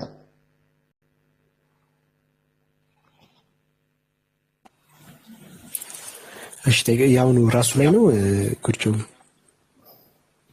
አይ አይደለም፣ ሌላ ነው። የዮሐንስ 1:1 ላይ ያለው ያው እሱ አሁን ነገረ ክርስቶስ ላይ ነው፣ ክራይስቶሎጂ ላይ ነው። ትሪኒቲን እያነሳን ነው። እንዲሁም ፕላስ ደግሞ ከስላሴ ጋር የሚነሱ ነጥቦችን እየዳሰን ነው። አሁን ማቴዎስ ወንጌል ምዕራፍ 28 ቁጥር 19 በስታጠምቁ በወልድ በመንፈስ ቅዱስ የሚለውን ጥቅስ ነው እየዳሰን ያለ ነው። ምናልባት ግን ከስላሴ ጋር ቢያያዝ ብዬ ነበር፣ ግን ይሄ ክራይስቶሎጂ ጋር የሚያያዝ ነው። ምናልባት መጨረሻ ላይ እንትን ይላሉ። እሺ በመጀመሪያ ቃል ነበረ የሚለው በመጀመሪያ ቃል ነበረ የሚለው ገብቶኛል። አሁን እየዳሰን ያለው በፕሮግራም በርዕስ በመሆኑ አሁን ስላሴን ያሳያሉ ወይም ደግሞ ሶስት ፐርሰኖችን ያሳያሉ ብለው የሚያነሱ ወይም ያ ሶስት ፐርሰኖች አንድ ፐርሰን አንድ ዋን ሴንስ የሚለውን ፖይንት ያሳያል ብለው የሚጠቅሷቸውን ቨርሶች ነው እየዳሰን ያለው። አንዳንድ ጥቅስ እያነሳን ማለት ከዘፍጥረት ጀምረን ይኸው እስከ አዲስ ኪዳን ላይ ወተናል እና አሁን ላይ ማቴዎስ ወንጌል ምዕራፍ 28 ቁጥር 19 ላይ ያለው ጥያቄ ካለው ይቀጥሉ። አይ ግን ቢያንስ እሺ በቃ ይሁንም በልና ምናልባት ስላሴን የሚያሳዩ ጥቅሶች ካሉ ምናልባት ያንሱ። እሺ ወደ ኋላ ያው ማለት በስላሴ ጉዳይ የሚነሳው በስላሴ ጉዳይ ላይ የሚነሳው ትልቁ ዮሐንስ 1:1 ነው። ያው ቃል በመጀመሪያ ቃል ስላሴን አያሳዩም። እግዚአብሔር ዘንድ ነው እነሱ የሚያቀርቡት ይሄንን ነው። እሱ ለኢየሱስ አምላክ ነው ለማለት የሚጠቅሱት እንጂ ከስላሴ ጋር አያይዙት። ሜዲዌስ ግን መጨረሻ ላይ ምናልባት እንትን ይሉታል ሊጠይቁ ምናልባት ኡስታዝ ከፈቀደ ምናልባት መጨረሻ ላይ ሊያነሱት ይችላሉ። አሁን ወደ ሌላ ሰው እንለፍሽ። ዘ ጆርኒ ኦፍ ፋይንዲንግ ትሩዝ ጀዛኩሙላሁ ኸይራን። ሀሳቡ እንዳይበተን ነው ከሌላ እንትን ሳይሆን ሀሳቡ እንዳይበተንና ሰው መማር ያለበት ነገር እንትን እንዳይል ከሚል ነው። ምናልባት ለሌላውም ሰው እንትን እንዲሁም ማለት ነው። ዘ ጆርኒ ኦፍ ፋይንዲንግ ትሩዝ መቀጠል ትችላለህ ወይም ትችላለሽ? እሺ ሰላም አለይኩም ወራህመቱላሂ ወበረካቱ። እንዴት ናችሁ? ድምጽ አይሰማም? አሁን ይሰማል። እሺ መልካም። አይ የመጀመሪያው ጥያቄ እንትን ኡስታዝ ሲገልጹ ይሄኛውን በአብ ወልድ መንፈስ ቅዱስ የሚለውን አውቶሪቲን ለመግለጽ ተፈልገው ነው የሚለው አውቶሪቲ የሚለው ኤክስፕሌን አልገባኝም እና እሱን እንዲያስረዱኝ ነው። ሁለተኛ ደግሞ ዘዳግም 19:17 ላይ አሁን ላይክ ከማቴዎስ ወንጌል 28 ላይ ያለውን ለማየት ነው እና እዛ ጋር አሁን ስናይ እግዚአብሔር አለ፣ ካህናቱ አሉ እና ደግሞ የዚህ ዘመን ፈራጆች አሉና እዚህኛው ፖይንት ላይ ለእኔ እንደገባኝ ከሆነ በምንነት የተለያዩ ማለት እግዚአብሔር አምላክ የሚለው ምንነት አለ፣ ካህናቱና የዘመን ፈራጆች ደግሞ በምንነት አንድ ናቸው። ሰው ሁለት ምንነት ሶስት ማንነት ነው እኔ እዚህ ጋር ማለት ምክንያቱም እግዚአብሔር ካህናትና ዘመን እንደዛ ከሆነ ማቴዎስ ወንጌል ላይ ያለው ጥቅስ በምንነትም ሶስት በማንነትም ሶስት ማለት እንችላለን ወይ? በዛ ወይ እንደዛ ነው ወይ? ላይክ እንደዛ መሆን ይችላል ወይ? እንደዛ ብለን ኢንተርፕሬት ማድረግ እንችላለን ወይ የሚለው ነው። ሶስተኛ ደግሞ ላይክ የመጀመሪያውን ናዝራውያን ላይ የነበረውን ኦሪጂናል ቡክ ማቴዎስ ጻፈው የሚባለው እሱ ጠፍቶ ከሆነ ይሄ የመጀመሪያው ላይ ከነበረው ጠፍቷል ወይም ደግሞ የመጀመሪያው ብለን አይ ቲንክ ኡስታዝ ገልጾታል። አፉ በሉኝ አምልጦኝ ነው መሰለኝ። ከየትኛው ስክሪፕቸር ጋር ወዳድረን ነው አሁን እንትን ያልነው? የመጀመሪያው ላይ የሌለ የምንለው ያኛው የመጀመሪያው ትክክል ለመሆኑ ምን ኤቪደንስ አለን? ወይ ደግሞ ኦሪጂናሉ ከሌለ ያኛውን እንደ ሪፈረንስ መጠቀም እንችላለን ወይ? ይሄኛውን እንትን ለማለት ተበርዟል ለማለት ወይም ደግሞ ተቀይሯል ለማለት ተዘክሯል።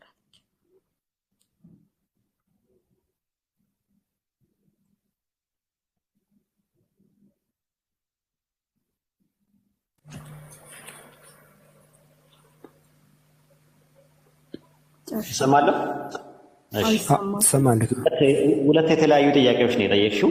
የመጀመሪያው ጥያቄ ላይ ምንድን ነው አንድ ኦንቶሎጂካሊ ዲፈረንስ ያላቸው ነገሮች ሁለት ፐርሰኖች ማለት ነው አብና ወልድ። ለምሳሌ ዮሐንስ ወንጌል ምዕራፍ 5 ቁጥር 26 ላይ አብ በራሱ ሕይወት እንዳለው ለወልድም በራሱ እንዲኖረው ሕይወትን ሰጥቶታልና አለ።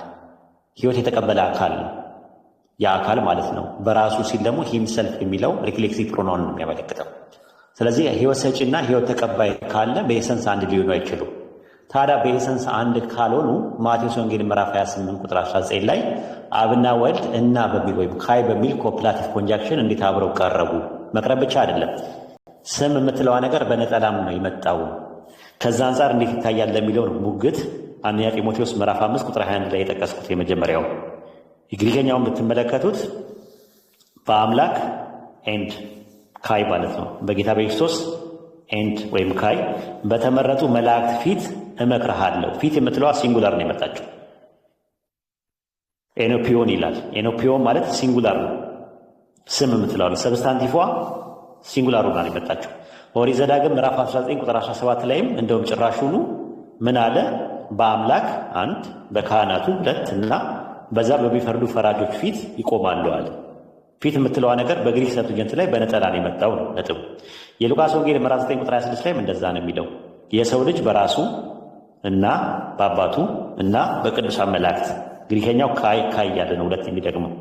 ክብር ይላል ዶክሳ ወይም ዶክሴ ብሎ የሚጣል። ዶክሴ የሚለው በጽሁፉ ደረጃ ነው። ስትሮንግ ነምበሩ ስትጫኘው ዶክሳ የሚል ነው። ዶክሳ በነጠላ ነው የመጣው። ነገር ግን አብ ወልድና መላእክት ያላቸው ክብር እኩል ነው ማለት አይደለም፣ በነጠላ ስለመጣ በኮፕላቲቭ ኮንጃክሽን ተያይዞ ተጻምሮና ተዛርፎ ተጫፍሮ ስለመጣ ማለት ነው። አያስኬድም አያዋጣም እያልን ያለ ነው። ሌላው የስላሴ ፎርሙላ ብለው የሚሉትን የሚያፈርሰው ነገር ምንድን ነው? ማቴዎስ ወንጌል ምዕራፍ 28 ቁጥር 19 ላይ ያለው ኦሪጂናሉ ወይም ደግሞ በዕብራይስጡ የነበረው ሂዱና አሕዛብ ሁሉ በስሜ ደቀ መዛሙርት አድርጓቸው የሚል ነበረ አለ። ያንን ስንል ከኪሳችን ይሆን አግኝተን ያመጣ ነው ስንል አይደለም። ታዲያ ከየት አመጣችሁት ከተባለ ቸርች ሂስትሪ የሚባላል የቂሳርያው አውሳቢዮስ መጽሐፍ 3 ምዕራፍ 5 ቁጥር 2 ላይ ልብ አድርጉ። እንደምችል እንትሏን ሶርሷን ቴሌግራም ላይ ላስቀምጥላችኋለሁ ኢንሻአላህ። እሺን ቆይ ላስቀምጥላችሁ፣ ግሩፕ ላይ ላስቀምጥላችሁ ማለት ነው። አይ ቲንክ አስቀምጬላችኋለሁ። እዛ ላይ ምንድን ነው የሚያወራው? እርሱም ለደቀ መዛሙርቱ እንዲህ አላቸው ይላል፣ እንግዲህ ይሄዱና አሕዛብን ሁሉ በስሜ ደቀ መዛሙርት አድርጓቸዋል። ስለዚህ ይሄኛው የማቴዎስ ወንጌል በዕብራይስጡ ላይ ይሄ ነው የተቀመጠው ብሎ ያሉን ራሳቸው ናቸው፣ እኛ አይደለም ያመጣ ነው። ምንጭ ያመጣ ነው ከራሳቸው ነው። ከቸርች ሂስትሪ ተብሎ ከተጻፈው ረሱል ሰለላሁ ዐለይሂ ወሰለም ከመወለዳቸው ነቢይ ተደርገው ከመላካቸው በፊት የነበረው የቂሳርያው አውሳቢዮስ የጻፈው ጽሑፍ ላይ ያገኘ ነው፣ የኛ አይደለም ምንጩ። ትክክል ነው አይደለም የሚለውን ነገር እነሱ ያገናዝቡ። በታሪክ ውስጥ የተቀመጠ ነው። የቂሳርያው አውሳቢዮስ የጻፈውን ቸርች ሂስትሪ የሚለው መጽሐፍ ደግሞ ኦርቶዶክስም ካቶሊክም ፕሮቴስታንትም ይቀበሉታል። ፕሮቴስታንት እንደውም ሶላ ስክሪፕቸራ ናቸው ይባላል አይደል? ሶላ ስክሪፕቸራ እና ሶሎ ስክሪፕቸራ የሚባሉ ነገሮች አሉ። ፕሮቴስታንት ስናጠና ፕሮቴስታንት ለሁለት ይከፈላል። ማጂስትሪያል ሪፎርሚንግ የሚጠቀመው አሉ። ሁለተኛ ደግሞ ራዲካል ሪፎርሚንግ የሚባል ነገር አለ። እነ ማርቲን ሉተር፣ ዚዊንግሊ፣ ጆን ካልቪን፣ ያዕቆብ አርሜኒየስ ምናምን የመሳሰሉት ማጂስትሪያል ሪፎርመር ተብለው ነው የሚቀመጡት፣ የመጀመሪያዎቹ ማለት ነው፣ አበይት የሚባሉት። ራዲካል የሚባሉት ደግሞ ዋልታ ረገጥ የሚባሉት ደግሞ እነሱ ደግሞ ሶሎ ስክሪፕቸራ ናቸው። በቃ የምንቀበለው ስክሪፕቸር ብቻ ነው፣ ሌላ ነገር አለ። እነዛኞቹ ደግሞ ምን ይቀበላሉ? ባይብል ሱፕሪም ኦቶሪቲ ነው እንጂ ሰቦርዲኔት ኦቶሪቲ አንቀበልም ማለት አይደለም ነው የሚሉት።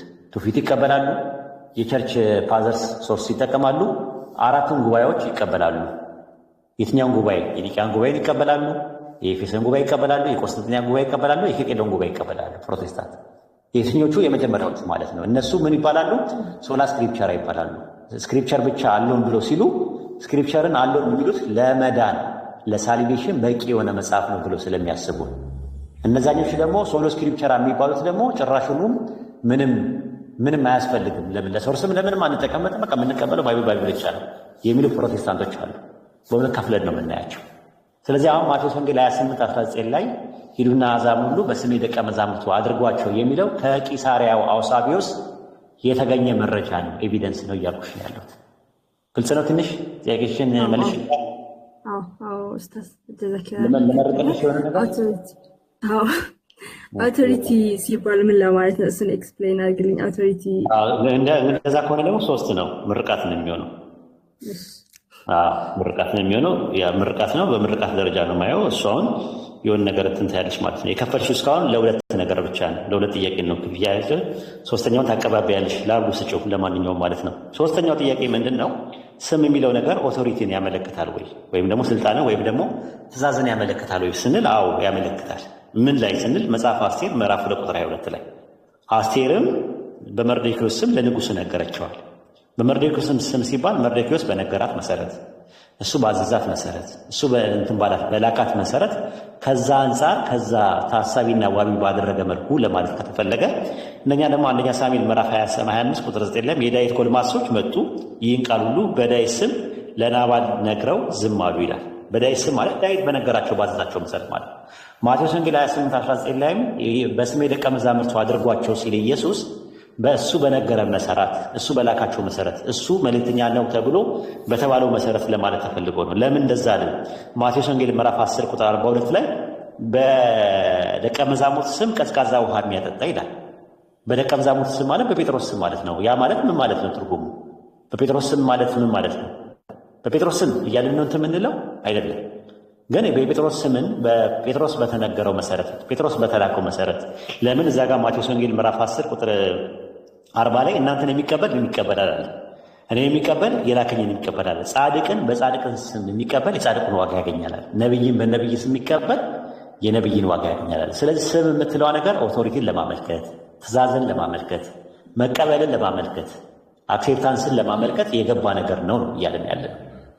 ለምሳሌ እዛው ላይ ስትመለከችው በደቀ መዛሙርት ስም ቀዝቃዛ ውሃ ያጠጣ የሚል የለም። ማቴዎስ ወንጌል ምዕራፍ 10 ቁጥር 42 ላይ በደቀ መዛሙርት ስም ቀዝቃዛ ውሃ፣ እንደገና ደግሞ ማርቆስ 9:41 ላይ ደግሞ በስሜ ቀዝቃዛ ውሃ የሚያጠጣችሁ ዋጋው አይጠፋም ማለት። ስለዚህ በኢየሱስ ስም ውሃ ማጠጣትና በደቀ መዛሙርት ስም ውሃ ማጠጣት ሪሌቫንት ሆኖ ቀርቧል። እዚህ ላይ ስትመለከችው ሪሌቫንት በሆነ ነገር የቀረበ ነገር ምንን ያመለክታል? ኦቶሪቲን ያመለክታል፣ ትእዛዝን ያመለክታል፣ አክሴፕታንስን ያመለክታል፣ የተለያየ ነገር ሊያመለክት ይችላል ለማለት ተፈልጎ ነው። እዚህ ላይ አሁን በስም የሚለው ኖርማሊ እኔም ከአሁን በፊት ሪሰንትሊ ነው ሪቨርት ነኝና እና አንደርስታንድ እናደርገው የነበረው በስም ነው። በቃ ፕራክቲስ የሚደረገው በእንትና ስም ሲባል በሱ ስም የሆነ ነገር ይደረጋል ነው እና እዚህ ውስጥ አሁን የገባኝ እኔ በእነሱ ውስጥ የተደረገውን አውቶሪቲ ወይም ደግሞ መልእክቱን ነው ማለት ነው። ኦንቶሎጂካል አይደለም። ኦንቶሎጂካል ሳይሆን ሜታፊዚካል ነው። ምንነትን ሳይሆን ማንነትን ነው የሚያሳየው። ለምሳሌ እዚህ ጥሩ ስም አላት። ስምሽ ማን ነው አንቺ? ሁዳ። ሁዳ። በቃ በሁዳ ስም ባንክ ላይ 100,000 ብር ባስገባ ሁዳ የሚለው ነገር ስምሽ ማን ነው ስልሽ ማንነትን ነው የሚያሳየው። ስለ ማንነት ነው የምናወራው ስም ስንል። ኔቸር አይደለም ስም፣ ነርቸር ነው። አንቺ ማንነትሽን ነው ነርቸር ዴቨሎፕ ማድረግ ይችላል። ኔቸር ከሆነ ግን አንቺ የምትቀይሪው ነገር አይደለም። ኔቸርና ነርቸር የሚባል ነገር አለ፣ ወይም ደግሞ ሜታፊዚካል እና ኦንቶሎጂ የሚባል ነገር አለ። ምንነትና ማንነት ይባላል። አንቺ ምንነትሽ ሰው ነው፣ በቃ አለቀ። ስለዚህ አንቺ በአንቺ ስም የሆነ ግንብ ቢገነባ በእኔ ስም ባይገነባ በእኔና በአንቺ መካከል ያለው ልዩነት ማንነታችን ነው የለየን። ምንነታችን አንቺ ግንብ ስለገነባሽ እኔ ስላልገነባው፣ አንቺ 100,000 ብር ባንክሽ ላይ ስላለ እኔ ስለሌለኝ ማንነታችንን ሊቀይረው ይችላል እንጂ ምንነታችንን ይቀይረዋል? ሰው መሆኔ ይቀርብኛል? አይቀይረው። ይህም ማለት ነው።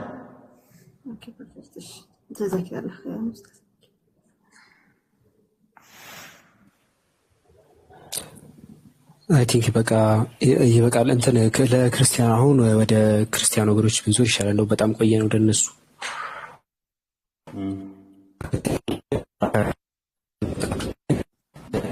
ያወራችሁ የተነሱት ፖይንቶች ይሄን ነገር ያላገናዘበ ነው። ይሄ ነገር እየተቆራረጠ እንዳይሆን ብቻ። አወክር ይሰማል ድምጼ? አዎ ትሰማለህ? እና ኦኬ አሁን ወደ ሁለተኛው ሴክሽን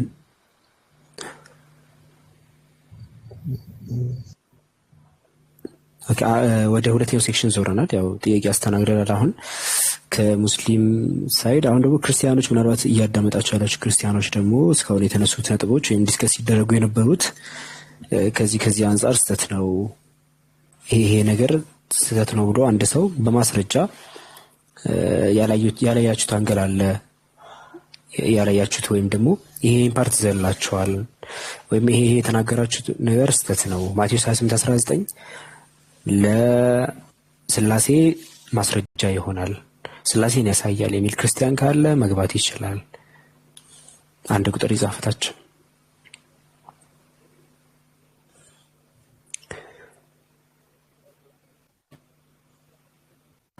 እሺ ኤሚ ቦይ ከየት ቤተ እምነት ነው ይሰማል? የተሽከረከረ ነው አልገባም። ኦኬ አሁን ገብቷል ነገር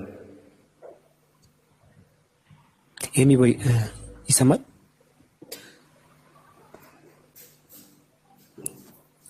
ኤሚ ቦይ ሙስሊም ነው አብዲ ሰላም አለይኩም። ስለ ቲክቶክ አልጎሪዝም አንድ ነገር ነው። ወአለይኩም ሰላም ሙስሊም ነው? እሱ ሙስሊም ነው።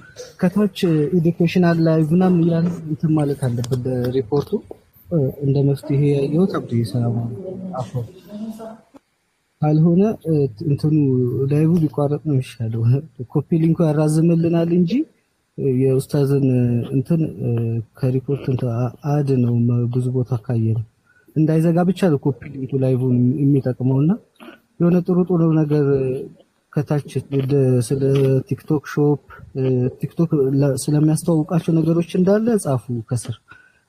ላይቭ አሪፍ እንደሆነ ኤዱኬሽናል ላይቭ የትምህርት እንደሆነ ምናምን ከስር ለአልጎሪዝሙ ሲባል እንጻፍ ኢንሻአላህ። እቺ ለመናገር ነው አብዱዬ አፍወን ዛከላ ያረጋዛ ግን እኔ ላይ ምን እንደሆነ አላውቅም።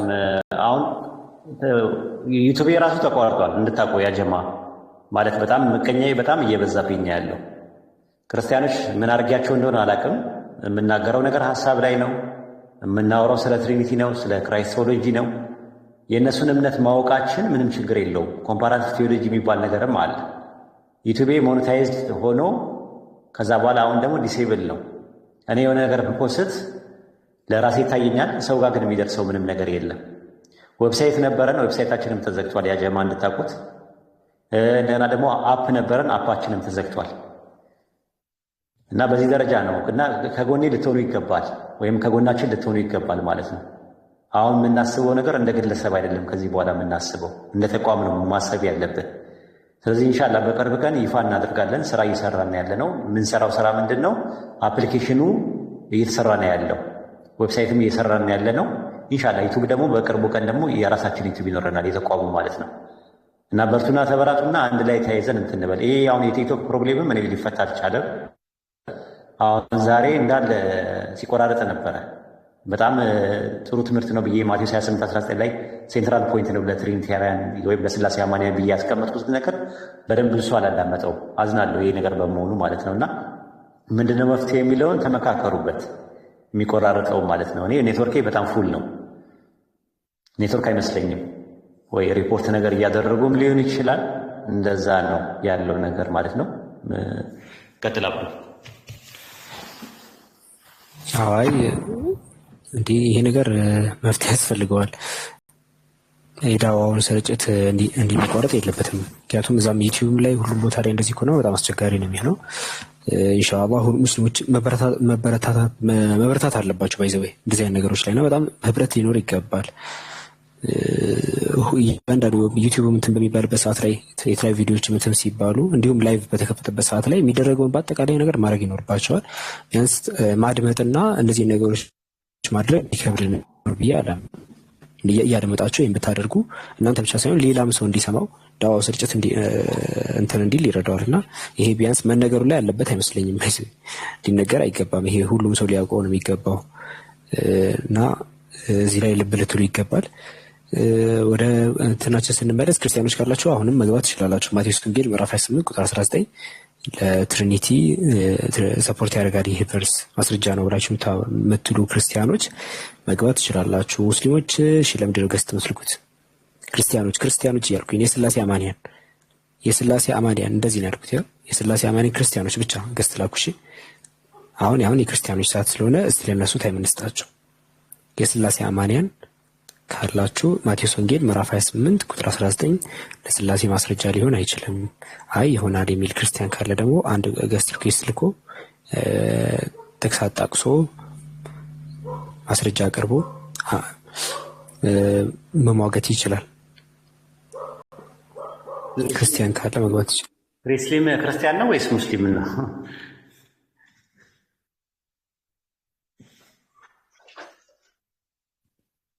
ክርስቲያን ሰላም ብያለሁ።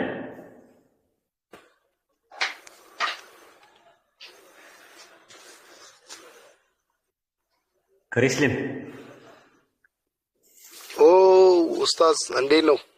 ሰላም ነው። እንዴት ነህ? ወይድ ሰላም ነው። እንዴት ነው? ሰላም ነህ አንተ? ሎንግ ታይም አጠፋ እኮ ከዛ በኋላ ጠፋ። በጣም ሰላም ነኝ። ምንድነው ጠፋ? አይ አንተ አትመጣም። ቲክቶክ እኮ ያለ አንተ አያምርም። በእናትህ አይ ጠፋ። እኔ ቤት የጠፋው አንተ ነህ። ደህና ነህ? ኧረ ማለት በጣም ረጅም ጊዜ ሆነኝ እኮ አላየሁም ቲክቶክ ላይ። አይ መገናኘት ነው። ላይቭ ከፍታለሁ የለህም ራሱ። ኤኒዌይ ዛሬ የምናወራው ማቴዎስ 28:19 ላይ ያለው በስላሴ ታምናለህ? እኔ ክርስቲያን። ኦኬ በስላሴ አላምንም። በአብ በወልድ በመንፈስ ቅዱስ ነው የማምነው። በቃ ስለዚህ በስላሴ ለሚያምን ነው የሚሆነው። ማቴዎስ 28:19 ላይ ያለው ጥቅስ አብ ወልድ መንፈስ ቅዱስ አንድ መለኮት ናቸው የሚል ማስረጃ ይኖር ይሆን? እንደዛ ብለህ ነው የምታምነው? አንድ መለኮት ናቸው፣ አንድ አምላክ ናቸው ብለህ ታምናለህ? አንድ አምላክ ናቸው ሳይሆን አንድ አምላክ ነው። ናቸው ካልክማ እንትን ቅድም እንዳልከው አማልክት ይሆናሉ። ኦኬ ጥሩ። አብና ወልድ ሜታፊዚካል ዲፈረንስ የላቸውም? እኔ እንግሊዝኛ ስለማላቅ ሜታፊዚካል ማለት ምን ማለት ነው? በማንነት ሁለት አይደሉም? አብና ወልድ ናቸው። በምንነት ሁለት አይደሉም? በምንነት ስትል አሁን ለምሳሌ አምላክ በሚለው በሚጋራው ስማቸው ነው ወይስ በምን? ለምሳሌ አንተ ምንድን ነህ? እኔ ሰው ነኝ። እኔ ምንድን ነኝ? አንተም ሰው ነህ። ኦኬ ስለዚህ በምንነት አንድ ነን ማለት ነው። እናንተ አብና ወልድ በምንነት አንድ ናቸው? በምንነት አንድ ናቸው አብና ወልድ? አንድ ናቸው በምንነት? በማንነት ነው የሚለያዩት። በምንነት አንድ ናቸው? በምንነት አንድ ናቸው። ዮሐንስ ወንጌል 8 ቁጥር 40 ላይ ከአምላክ ሰምቼ የነገርኳችሁ ሰው ይላል።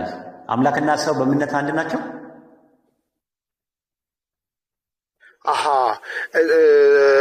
እንዴ እዚህ ጋማ ክርስቶስ እኮ በሰውነቱ ነው ያለው። አይጠየቁ ጥያቄ ሁለት ማንነት አይደለ ያለው ክርስቶስ?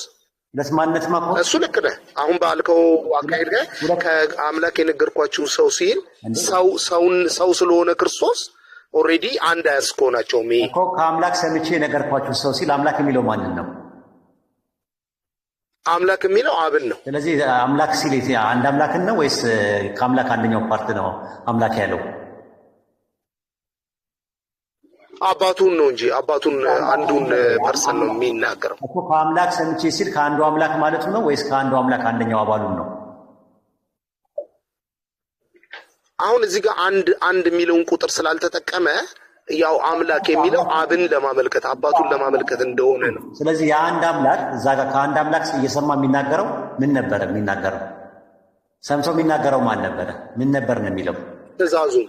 ትእዛዙ እዛ ጋር ከአምላክ ሰምቼ ትእዛዙ ቃሉን ማለት ያለ ከአምላክ ሰምቼ የነገርኳችሁ ምንድን ነኝ አለ? ሰው ነኝ አለ። ስለዚህ ሰውና አምላክ ኦንቶሎጂካሊ አንድ ነው ወይስ የተለያዩ ናቸው? አንድ አይደለም።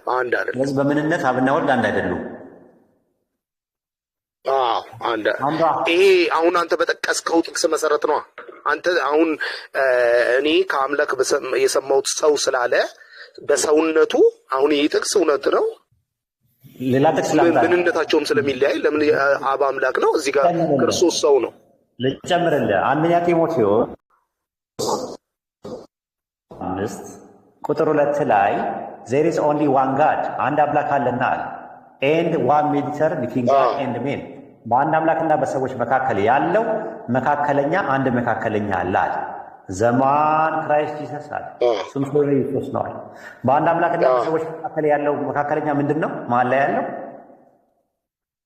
ምንድነው አለ ሰው በቃ አየው ሰው መካከለኛ ሰው አንድ አምላክ አለ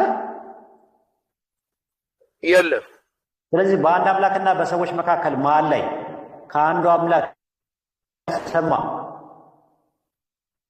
የሚያስተላልፈው ያለው ሰው ነው አይደል በኢየሱስ ደረጃ ያለው በምንነት በምንነት ደግሞ መልእክተኛና ነብይ ነው አይደል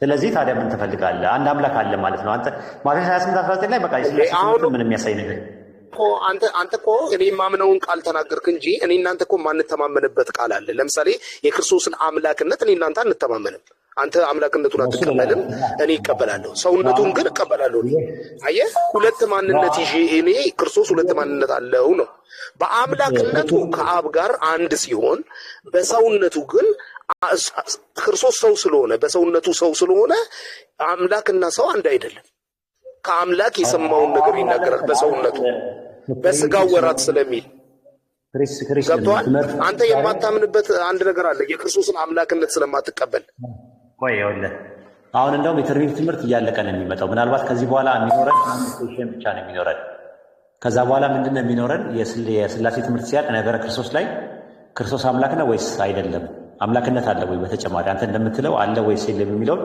ሰፋ አድርገን እናያለን ኢንሻአላህ አሁን ዛሬ ቶፒካችን ማቴዎስ ወንጌል 28:19 ላይ የስላሴ ያለው ያሳየም የሚለው ላይ ከቶፒኩ አንፃር ግን ያንተ ትምህርት ትክክል ነው አሁን ያነሳው በቃ ስለዚህ እሱ ላይ ከሌለ በቃ ሌሎቹ እድል ስጥና እንትን በልባልና አትጥፋ ደግሞ ፎሎ አድርገኝ እንትን ነው እዚህ ጋር ሙስሊሞች እየተወዛገቡ ነው በሚጠይቁት መሰረት እኮ እያወዛገብካቸው ነው እነሱ ሰውነቱ ላይ ብቻ ተንተርሰው ነው እኮ እየተወያዩ ስለ ኢየሱስ አምላክነት እኮ ዛሬ አረስት የለንም አረስታችን ዛሬ ኢየሱስ እኔ ርዕሱ ይነሳ አላልኩም እንደዛ እኔ የክርስቶስ አምላክነት ይነሳ አላልኩም ግን በምንነት በሚለው ከሰውነቱ ምንነት ጋር ብቻ ካያያዝከው እዚህ ጋር ሙስሊሞች ይወዛገባሉ ብዬ ነው እንዳይወዛገቡ ብዬ ለምን አንተ የሌለ ጊዜ አሁን ከነሱ ጋር ጭቅጭቅ ነው የሚፈጠረው ከሁሉም ጋር እንገናኛለን ቆይ እሺ ክርስቲያን እንትን በተሆነን ቀነስ አድርገውና ተረጋግተህ እንትን ኢየሱስ ከአብ ጋር በምንነት አንድ ነው የሚል ጥቅስ አለ እንዴ ጥቅስ ይኖር ይሆን ምናልባት በምንነት አንድ ነው የሚል ይኖር ይሆን ጥቅስ እንዲህ ደረጃ በሰዋስው አልተቀመጠማ አሁን አንተ በምትለው ደረጃ ለምሳሌ እነሱ ሲጽፉ ሰዋስው አልተጠቀሙ የራሳቸውን ያነጋገር ዘይቤ ወይም ደግሞ የተጠቀሙ እንጂ አሁን አንተ በምትለው የሰዋሰው ስርዓት ጠብቀው ቢናገሩ ቆይ አሁን ለምሳሌ ብዙ ጊዜ የምትጠቀማት ነገር አለች ፕሪፖዚሽን እቺ እና ነው የሚለው የሚለው ሰላም እየዋጠው ነው ድምፅህን ኡስታዝ እኔ ነኝ ሚዩት ያደረኩት በጣም እየዋጠው ነው በጣም ነው የሚጮኸው እስቲ እንትን ለዛ ነው እሺ ችግር የለውም ክሪስሊም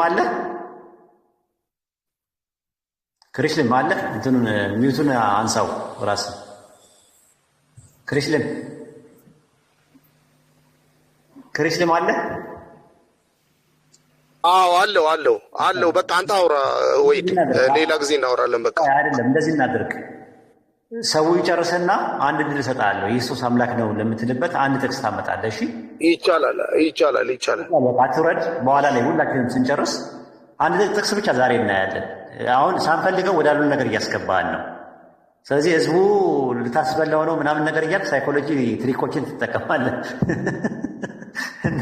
አሰቃኛለህ አንተ የሌለ ጊዜ ጭቅጭቅ ነው ሁልጊዜ ለዛ ነው ጭቅጭቅ ከእነሱ ጋር እንጨቃጨቃለን አንተ ብትኖር ኖሮ በደንብ እንረዳዳ ነበር ቲክቶክ ላይ እነሱም አይወዛገቡ ሙስሊሞች ማሻአላ አይወዛገቡ ሙስሊሞች አድርገው ምንም ይወዛገብ የለም ሙስሊም በጣም ቶፕ ሆኗል በአሁኑ ሰዓት ሙስሊሙ ባይብልን ክርስቲያኖች ከሚያውቁት በላይ ያውቃል ይሄ ደግሞ ከክርስቲያኖች ምስክርነት እኔ ላሰማ እችላለሁ በደንብ እያጠኑ ነው ያሉ ማለት ነው በደንብ እያጠኑ ነው ያሉት ለምን በቃ የግድ መሰበክ የለበትም አንድ ሙስሊም ክርስቲያን መጥቶ አይሰብከውም ኢየሱስ ጌታ ነው ብሎ መስበክ አይችልም ደፍሮ ማለት ነው ኢየሱስ ጌታ ነው ሲለው አሁን ድሮ የሚለው አይደለም ነው ብሎ አይከራከርም ያው ሙስሊም ጌታ ማለት ምን ማለት ነው?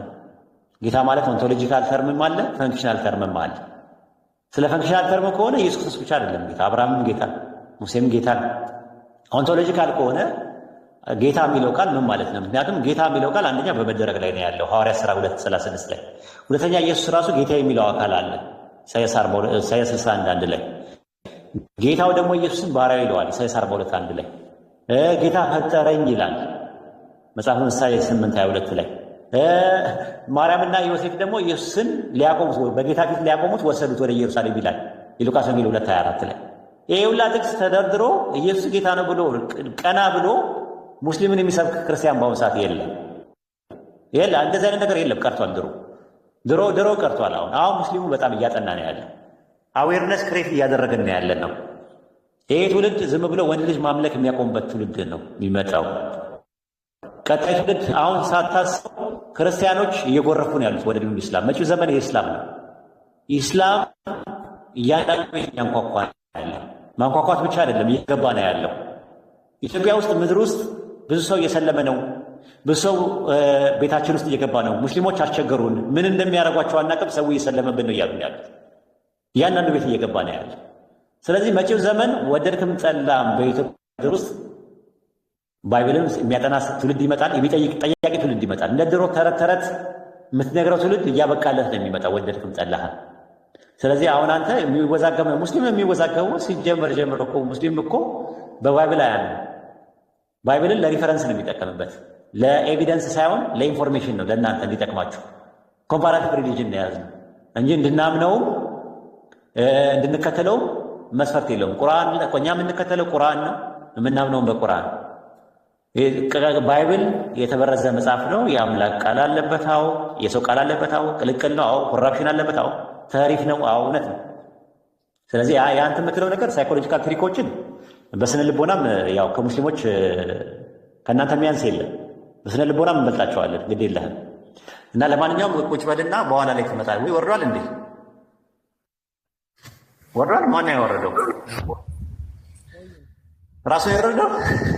እኔ እኮ ያለን የሚመስለኝ እና ዝም ብዬ ሳወራ ነበረ ማለት ነው። ለማንኛውም ክርስቲያኑ ለክርስቲያን እንትን በሉና አይ ቲንክ እንቋጫው ይመስለኛል ፕሮግራሙን ማለት ነው። ብዙ ቆየን። አዎ እስቲ ክርስቲያኖች ካላችሁ አንድ ቁጥር ጻፉ ከታች ክርስቲያን ካለ። አዎ አንዴ በመሀል ግን አብዱ ይቅርታ፣ ምናልባት ብዙ ጊዜ ምን ያጋጥማል መሰላችሁ፣ እንደዚህ ቁጭ ብላችሁ ምናምን ስትማሩ ቤቱ ምናምን ፎሎ ያላደረገ ሰው ይኖራል። አይ ቲንክ በጣም ብዙ አሁን እንመለከታለን ከታች ላይቭ ክሬተሩን ፎሎ አደረጉና ነው የሚልና ምናልባት የኡስታዝን አካውንት ፎሎ ያላደረጋችሁ ሰዎች ካላችሁ ቢደብ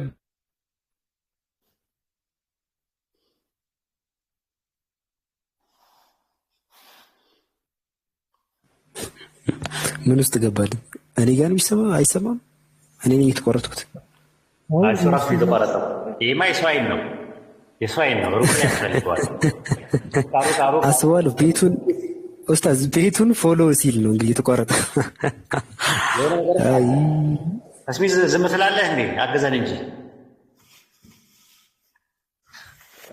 ምን የሆነ ነገር አለ። ልክ ፎሎ ሲል ነው የተነሳበት ነው የተነሳበት።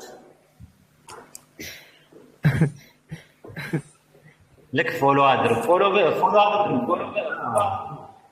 አንድ ብሬድ ማስገቡኝ እንኳን ቢያንስ አስገቡኝ። እኔ ልጨርስለት አልኩና እኔም በጠረባ እንዳልወርድ ብዬ ራሱ የራሴን ታች አገኘሁት። ይሄ ነገር ሩቃ እናደርግበታለን ኡስታዝ አንድ ቀን። ግድ ነው። አይ የሆነ ነገርማ አለ እና እንደዛ ነው። ፎሎ አድርጉ። የኡስታዝን አካውንት በጣም ብዙ ሰው ይኖራል ፎሎ ያላደረገ። የኡስታዝ አካውንት ፎሎ አድርጉ። ፊት ለፊት ደግሞ አብዱልከሪም አለ። የአብዱልከሪምንም አካውንት ፎሎ አድርጉ ኢንሻአላህ ጀማ፣ ሁላችሁ ማለት ነው። ከዛ ወደ ትምህርት እንቀጥላለን ኢንሻአላህ። ፎሎ አንድ ላይ ያስወርደን ነው ማለት ነው። ላይቭ ላይ አብዱልከሪም በሚገባበት ሰዓት ላይ ደርስ ወይም ደግሞ ውይይትም ሲያደርግ ወይም ጥያቄና መልስ በሚኖርበት ሰዓት ላይ ትጠቀማላችሁ። የምር ለመናገር እኔ አሁን ነው የገባኝ ራሱ። ይኸውላችሁ ዓመት ከ6 ወር ይሆነኛል ወደ ቲክቶክ ከመጣሁ። ጥቅሙ አልገባኝም ነበር። ብዙ ሰዎች ሲሰልሙ ሳይ ምናምን ነገር ይሄ ነገር በጣም ጥቅም አለው። ዳዋውን ለምን በደንብ እንትን አንልም? አንዘረጋውም በደንብ በስርዓት ለምን አንሰራበትም ብለን ነው የመጣ ነው። ኢንሻላህ አላህ ጊዜያችንን ይባርክልን። አልባሌ ቦታ አልባሌ ጊዜ ከማሳለፍ አላህ ይጠብቀን። አላህ የቂያማ ቀን ጊዜያቸውን ከሚያባክኑ ሰዎች ናቸው ብሎ አላህ ከሚጠይቀን አላህ እንዳይጠይቀን አላህ ይጠብቀን። የቂያማ ቀን ከሚጠይቃቸው ሰዎች አላህ ያድርገን። በጣም ጊዜ በጣም ወሳኝ ነገር አለው። ጊዜ አካላችንን ጉልበታችንን በአግባቡ መጠቀም ትልቅ ነገር ነው። ላወቀበት ሰው ማለት ትልቅ ነዒማ ነው እና ያንን ነው ምለው። ፎሎወርስ በርሳችሁ ተደራረጉ ሙስሊሞች ማለት ነው። እርስ በርሳችሁ ሰላም ተባባሉ፣ መሐባ ይጨምራል። ረሱል ሰለላሁ ዐለይሂ ወሰለም እርስ በርሳችሁ እስካልተዋደዳችሁ ድረስ ጀነት አትገቡም፣ እስካልተዋደዳችሁ ድረስ አላመናችሁም፣ ካላመናችሁ ጀነት አትገቡም፣ አታምኑም፣ እስካልተዋደዳችሁ ድረስ የምትዋደዱ ሰላምታ በመካከላችሁ አብዙ ነው ያሉት። እርስ በርሳችሁ የተገናኘ ነገር የተቆራኘ ነገር በጣም ወሳኝነት አለ። ኢንፎርሜሽን ተቀያየሩ፣ ትምህርት ተማሩ፣ ገብታችሁ ተከባበሩ። አንደኛውን አይጎሽመው፣ ተከባበሩ። መከባበርን የመሰለን ነገር የለም። ይሄ ነቆራ፣ አሜት፣ ይሄ አሉባልታ፣ ይሄ አሽሙር ምናምን ነገር አትጠቀሙ። ሊላሂ ወንድማችሁ ነው፣ ሙስሊም ወንድሞቻችሁን አክብሩ። እንዲሁም ደግሞ ክርስቲያን እና አይሁዶች እንዲሁም ከሙስሊም ውጭ ያሉ ሰዎችንም ሪስፔክት ይኑራችሁ፣ አትስደቧቸው። መሰዳደብ መፍትሄ አይሆንም። አክብሯቸው። ሰው በሰውነቱ መከበር አለበት። ሰው በመሆኑ ሰውን ለመርዳት ሰው መሆን ብቻውን ራሱ በቂ ነው። ጎረቤቶቻችሁን አክብሩ። አብሮ አደጎቻችሁን፣ የሥራ ባልደረባችሁን፣ ትምህርት ቤት አብራችሁ የምትማሩ ሰዎችን ተከባበሩ። መከባበርን የመሰለ ነገር የለም። ዊዝ ሪስፔክት መነጋገር ይቻላል። ተነጋግሮ መግባባት ካልተቻለ ደግሞ ዝምታል። ረሱል ሰለላሁ ዐለይሂ ወሰለም ሲናገሩ በአላህና በመጨረሻው ቀን የሚያምን መልካም ይናገር ወይ ዝም ይበል ብሎ ነው ያስቀመጡት። ስለዚህ ካልሆነ ዝም ማለትም ግዴታ አይደለም። እኛ የምንፈልገው ነፍሳቸው እንዲድን ነው። ራሱ ከጀሃነም እንዲድኑ ላኢላሃ ኢለላህ የሚለውን ገመድ ተንጠልጥለው እንዲወጡ ነው። ሌላ ነገር የለውም። ራሱ ለማሸነፍም ምናምን እሱ ፖለቲካ ላይ ነው ያለው። እዛው ፖለቲካቸው ላይ ይስሩ ፖለቲከኞቹ ማለት ነው። ወይ ደግሞ በቢዝነስ ከሆነ ንግድ ላይ ነው ያለው እሱ። እኛ የመጣንበት ምክንያት የአኼራውን እዛ ስንሄድ በጨረሻ ላይ ይዘነው የምንሄደው ነገር ያንን ነገር ነው ብለን ነው የምናስበው። እነዚህ ሁሉ ነገር ይቀራል። ራሱ ከአብራካችሁ የወጡት ልጆቻችሁም እዚሁ ነው ጥላችሁ የምትሄዱት። ንብረታችሁ፣ ገንዘባችሁ ትታችሁ ነው የምትሄዱ። ኢቨን የገነባችሁት አካል በጂም የተገነባ አካል ትራይሴፕስ፣ ባይሴፕስ፣ ቢሼፕ ምናምን ጥሩ ነው መስራት ስፖርት ለጤና ነገር። እሱም ቢሆን አካላችንንም ትተነው ከልተው ብለን ነው የምንሄደው። ታዲያ ምንድን ነው የሚጠቅመን ስንል ያመንነው እምነት፣ የሰራነው መልካም ስራ፣ የቀራነው ቁርአን ብቻ ነው ይዞን ተከትሎ የሚሄደው እና ይህን ለማለት የምፈልገው ማለ ነሽት አድርጎኝ ያወራው መሰለኝ። ቀጥል አብዬ። ኧረ በጣም ጥሩ ፖይንት ነው የተነሳው። ክርስቲያኖች ካላችሁ አንድ ቁጥር ጻፉ። ክርስቲያኖች ካላችሁ ማቴዎስ ወንጌል ምዕራፍ 28 ቁጥር 19 ላይ ያለውን ተሳስታችኋል ስላሴን ያሳያል የሚል አካል ካለ ገብቶ መውገት ይችላል። ምናልባትም ደግሞ ወደኋላ ያለፉት የተራሱ ነጥቦች ላይ እነዛንም ምናልባት ዳስ እስከ እንዲነሱ የምትፈልጉ ከሆነ እነዛ ላይም መወገት ይቻላል። ጠበዋል ካላችሁ እዚህ ላይ አልተዘጋጀው የሚል ካለ ማቴዎስ ወንጌል ምዕራፍ 28 ቁጥር 19 ላይ አሁን የተነሳው ላይ እንትን ማለት ትችላላችሁ።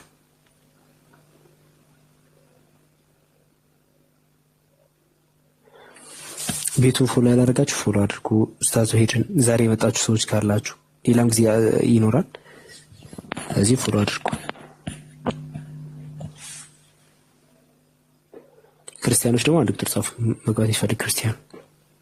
እሺ ክርስቲያን ያልኩት እሺ፣ የሥላሴ አማንያን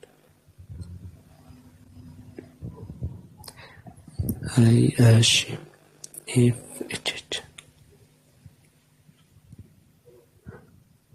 አላክም እንትን ከታች አንድ ቁጥር እንጽፈው ሰው ሪኩዌስት ላክ አንዴ።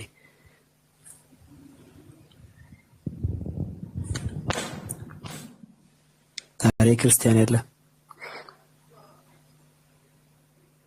ሙስሊሞች አይደለም። የሥላሴ አማንያን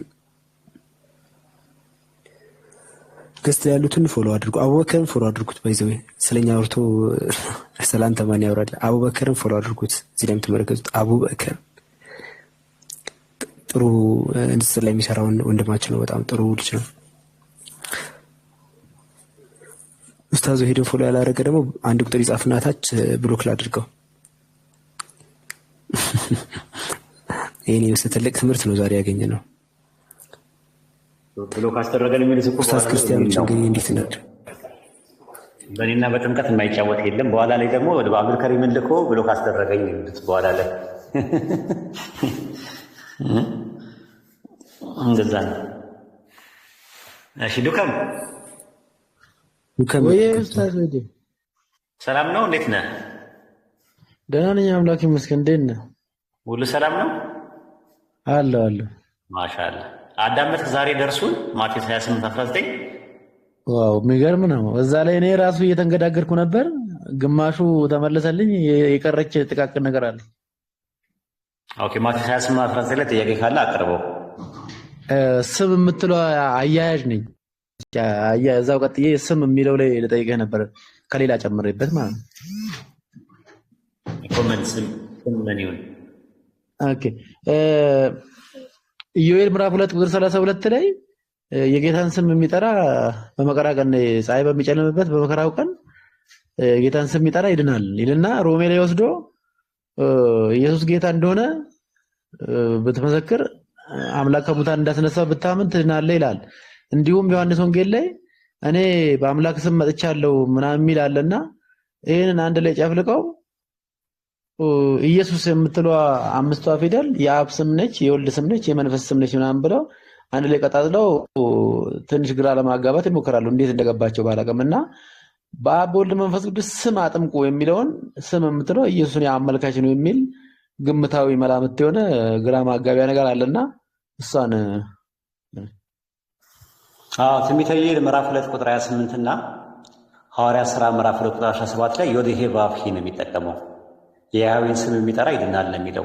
አጋጣሚ ጴጥሮስ ከመጽሐፈ ኢዩኤል ትንቢተ ኢዩኤል ምዕራፍ 2 ቁጥር 28 ላይ ሲጠቅስ ፓራፍሬዝ ኮቴሽን አይደለም፣ ዳይሬክት ኮቴሽን ነው የጠቀሰው።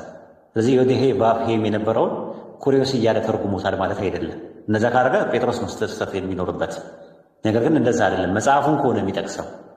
ስለዚህ ሮሜ ምዕራፍ 10 ላይ ያለው ኢየሱስ ጌታ እንደሆነ በአፍ ብትመሰክር አምላክ ከሙታን እንዳስነሳ በልብ ብታምን ትድናለን የሚለው እዛ ጋር ኢየሱስ ጌታ እንደሆነ ሲል ጌታ የሚለውን ቃል የሚጠቀሙበት በባይብል ላይ ስልጣንና ሹመትን እልቅናና ማዕረግን ለማሳየት ነው። ልክ ሐዋርያት ሥራ ምዕራፍ 2 ቁጥር 36 ላይ እንዳለው ማለት ነው። ግን እዛ ላይ ወረደ ብለህ ስታየው አንዱ ጌታ የሁሉ ጌታ ነው የሚለው ዘዳግም 6:4 ላይ ያለውን ነው። እስራኤሎች ስማ አምላካችን ያህዌ አንድ ያህዌ ነው። ስማ እስራኤሉ ያህዌ ሎሃይኑ ያህዌ ኤኻድ ይላል። ኤኻድ እያለ ነው የሚጠቀመው። አሁን ያህዌ የሚለውን ዮዴሄ ባብሂ የሚለውን ማርቆስ ወንጌል 12:29 ላይ ሲያስቀምጡት እስራኤሎች ስማ ጌታ አምላካችን አንድ ጌታ ነው አለ። ጌታ ብለው ያስቀመጡት ኩሪዮስ ብለው ያስቀመጡት ሲተረጉሙት ከዘዳግም 6:4 ላይ ዮዴሄ ባብሂ ከሆነ ዮዴሄ ባብሂ ነው አንድ የተባለው። አንዱ ጌታ ማለት አንዱ ያህዌ የሁሉም ያህዌ ነው። ለሚጠሩት ሁሉ ባለጸጋ ነው። የያህዌን ስም የሚጠራ ይድናል ትርጉሙ እንጂ ስለ ኢየሱስ አይደለም የሚያወራው። ይሄ መጀመሪያ ያዘልኝ። ወደ ሁለተኛው ደግሞ የመጣበት ዮሐንስ ወንጌል ምዕራፍ 5 ቁጥር 43 ነው አይደለ? እኔ በአባቴ ስም መጥቻለሁ አልተቀበላችሁኝም የሚለው ምን ችግር አለው? አንደኛ ሳሙኤል ምዕራፍ 17 ቁጥር 45 ላይ ዳዊት ምን አለ? በማን ስም መጥቻለሁ አለ? በሰራይ ጌታ በሕያዌ ስም መጥቻለሁ ይላል እሱ። ስለዚህ የዳዊት ስም የአምላክ ስም ነው ማለት ነው። አንበዋል እሱን ጥቅስ ምነው ዝም አልክ? ድኮት አይገርምም? እንደዚህ አይጃጃል አላንተ አልኩ። ተቆራረጣለህ ወይ? እየሰማው ነው። ኧረ እየሰማው ነው። ኔትወርክ ቀያ ብርቶብኛል። እዛ እሺ ተመለሰልህ። ዮሐንስ ወንጌል 5:43 ላይ መሰለኝ ኔትወርክ ቀያ ብርቶብኝ ነው። አይደ አያይዤ ያላነበብኩም እንጂ ማንበብማ መጽሐፍ ወደ 4 ምናምን እኮ ሸምድጃለሁ። ግን ያላ እንደዚህ ማያያዙ ላይ አቅማጠው እኮ አንደኛ ሳሙኤል ምዕራፍ 17 ቁጥር 45 ላይ ዳዊት በማን ስም ነው የመጣው? በሕያዌ ስም ነው የመጣው። በአምላክ ስም መጣ ማለት ዳዊት አምላክ ነው ወይም ደግሞ የዳዊት ስም የአምላክ ስም ነው ማለት እንዳልሆነ ሁሉ ዮሐንስ ወንጌል 5:47 ወይ 43 አካባቢ ላይ እኔ በጌታ ስም እኔ በአባቴ ስም መጥቻለሁ አልተቀበላችሁኝም ይላል። ሌላው በራሱ ስም ሲመጣ ትቀበሉታላችሁ። ሌላው በራሱ ስም ሲመጣ የሚለው እንዴት ሊያደርጉት ነው? በራሱ ስም ሲመጣ ማለት በራሱ የሚለው ነገር የራሱ ስም እንዳልሆነ እኮ ነው የሚያስረዳው። እኔ በአባቴ ስም መጥቻለሁ ማለት አባቴ ላይ እኮ መጥቻለሁ ነው። ሌላው በራሱ ስም ሲመጣ ደግሞ ሳይላክ ራሱ ዝም ብሎ ነፍስያው ወይም ደግሞ ራሱ በራሱ ተነሳስቶ ሲመጣ ማለት ነው ትርጉሙ። ግልጽ ነው? ትክክል። አዎ ግልጽ ነው። ያልተመለሰ ነገር አለ ከጠየቅከው ውስጥ?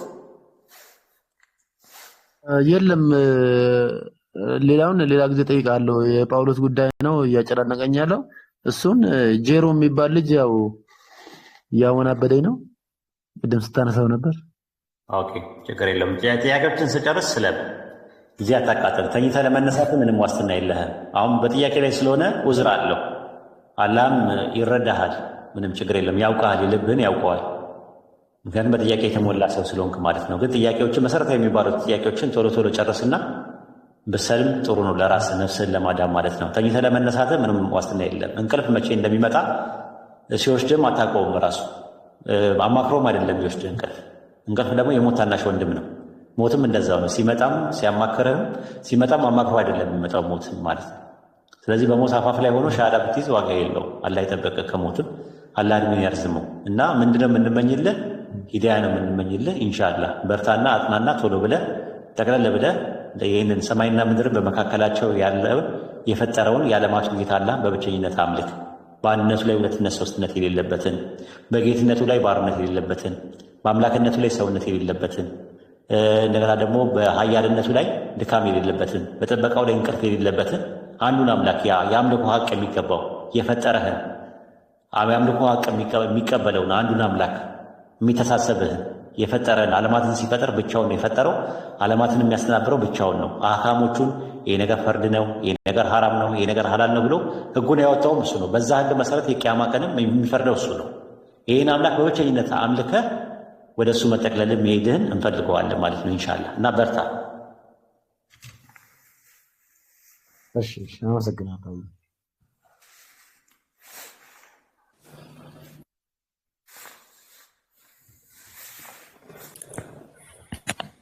እሺ ሌላ ክርስቲያን ካለ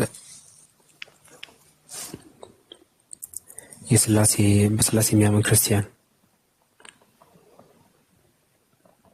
አንድ ቁጥር ጻፉታችን ላይ ክርስቲያኖች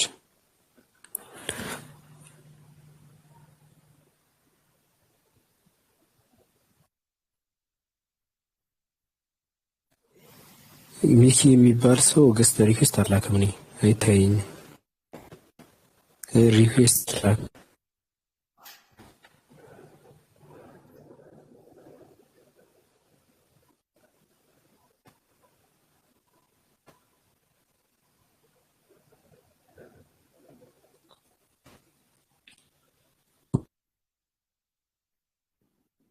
ኔትወርክ ይገኛል።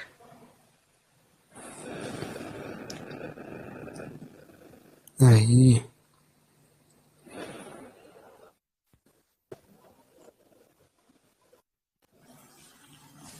አወክ የሚሰማ ከሆነ አንተ እንትን በል ገስ እንትን በል።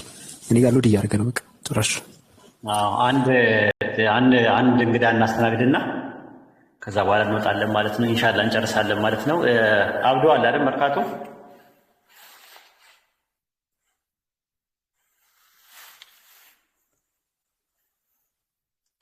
የእምቢ ብሎታል። አብዶ አለ መርካቶ አለ ኡስታዝ። ሰላም አለይኩም ወራህመቱላሂ ወአለይኩም ሰላም ወራህመቱላሂ። ዋንዴ አለ። ዋንዴ ሙስሊም ነው ወይስ ክርስቲያን ነው?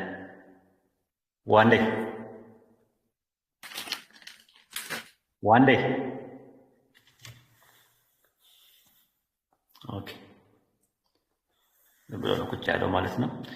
በቃ እንትን መርሃ ግብራችንን እናጠቃለው አይደል? ኦኬ ይበቃል። እንደዛ ይሻላል። ኔትወርኩን በጣም አዛ እየሆነ ነው። ኢንሻአላህ እንደዛ ሳይሻል አይቀርም። አዝናለሁ እንግዲህ የዛሬው ፈልጌው አይደለም። እንግዲህ እንደዛ አይነት ነገር የተፈጠረው ኔትወርኩ በጣም ሲያስቸግረን ነበር፣ አዛ ሲያደርገን ነበረ። እንግዲህ ቀደረ አላሁ ተዓላ።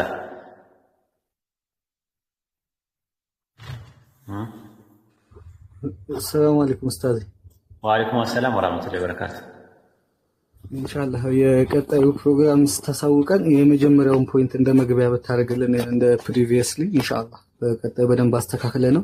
አሁን ዛሬ ትንሽ እንትን ያለው ሰሞኑን አልሐምዱሊላህ የተጀመረች እንትን አለችና በየቦታው ስምህ ሜንሽን ስለሚሆን ያን ተከትለው እየገቡ ኮፒ ማድረግ አለባቸው። ሪፖርት የሚያደርጉም ስላሉ በተቃራኒው ኢንሻአላህ ፎሎ የምናደርገው አዳዲስ ሰዎችም ሆነን ባገኘነው ቁጥር እንትኑን ኮፒ ሊንክ እናድርግለት። ግን ላይቭ ላይ እንዳልነው አሁን ሰላም አገኘ ትንሽ ማሽቃበጥ ይፈልጋል። ኢንሻአላህ ከሼር ከኮፒ ሊንኩ የበለጠ ትንሽ ለአልጎሪዝሙ እንትን እንላለን። ኢንሻአላህ እቺን እንደ ቲፕ እንጨምራትና ሁላችንም ለቀጣይ ኢንሻአላህ አስተካክለ ነው ኡስታዝ እንደ ፕሪቪየስ አድርገህ ፕሪቪየስሊ ብለህ ትንሽ ነካክተህልን እንገባለን። ቀጣይ ለዛሬ ቢዘጋ ይሻላል ደምድመው ነው ኡስታዝ። ኢንሻአላህ እንሞክራለን እንደዛ ማለት ነው። አብዱ መርካቶ ራስን አስፋውና መጽሐፍ የምትፈልጉ ሰዎች ምን አይነት መጽሐፍ እንዳለ አላውቅም።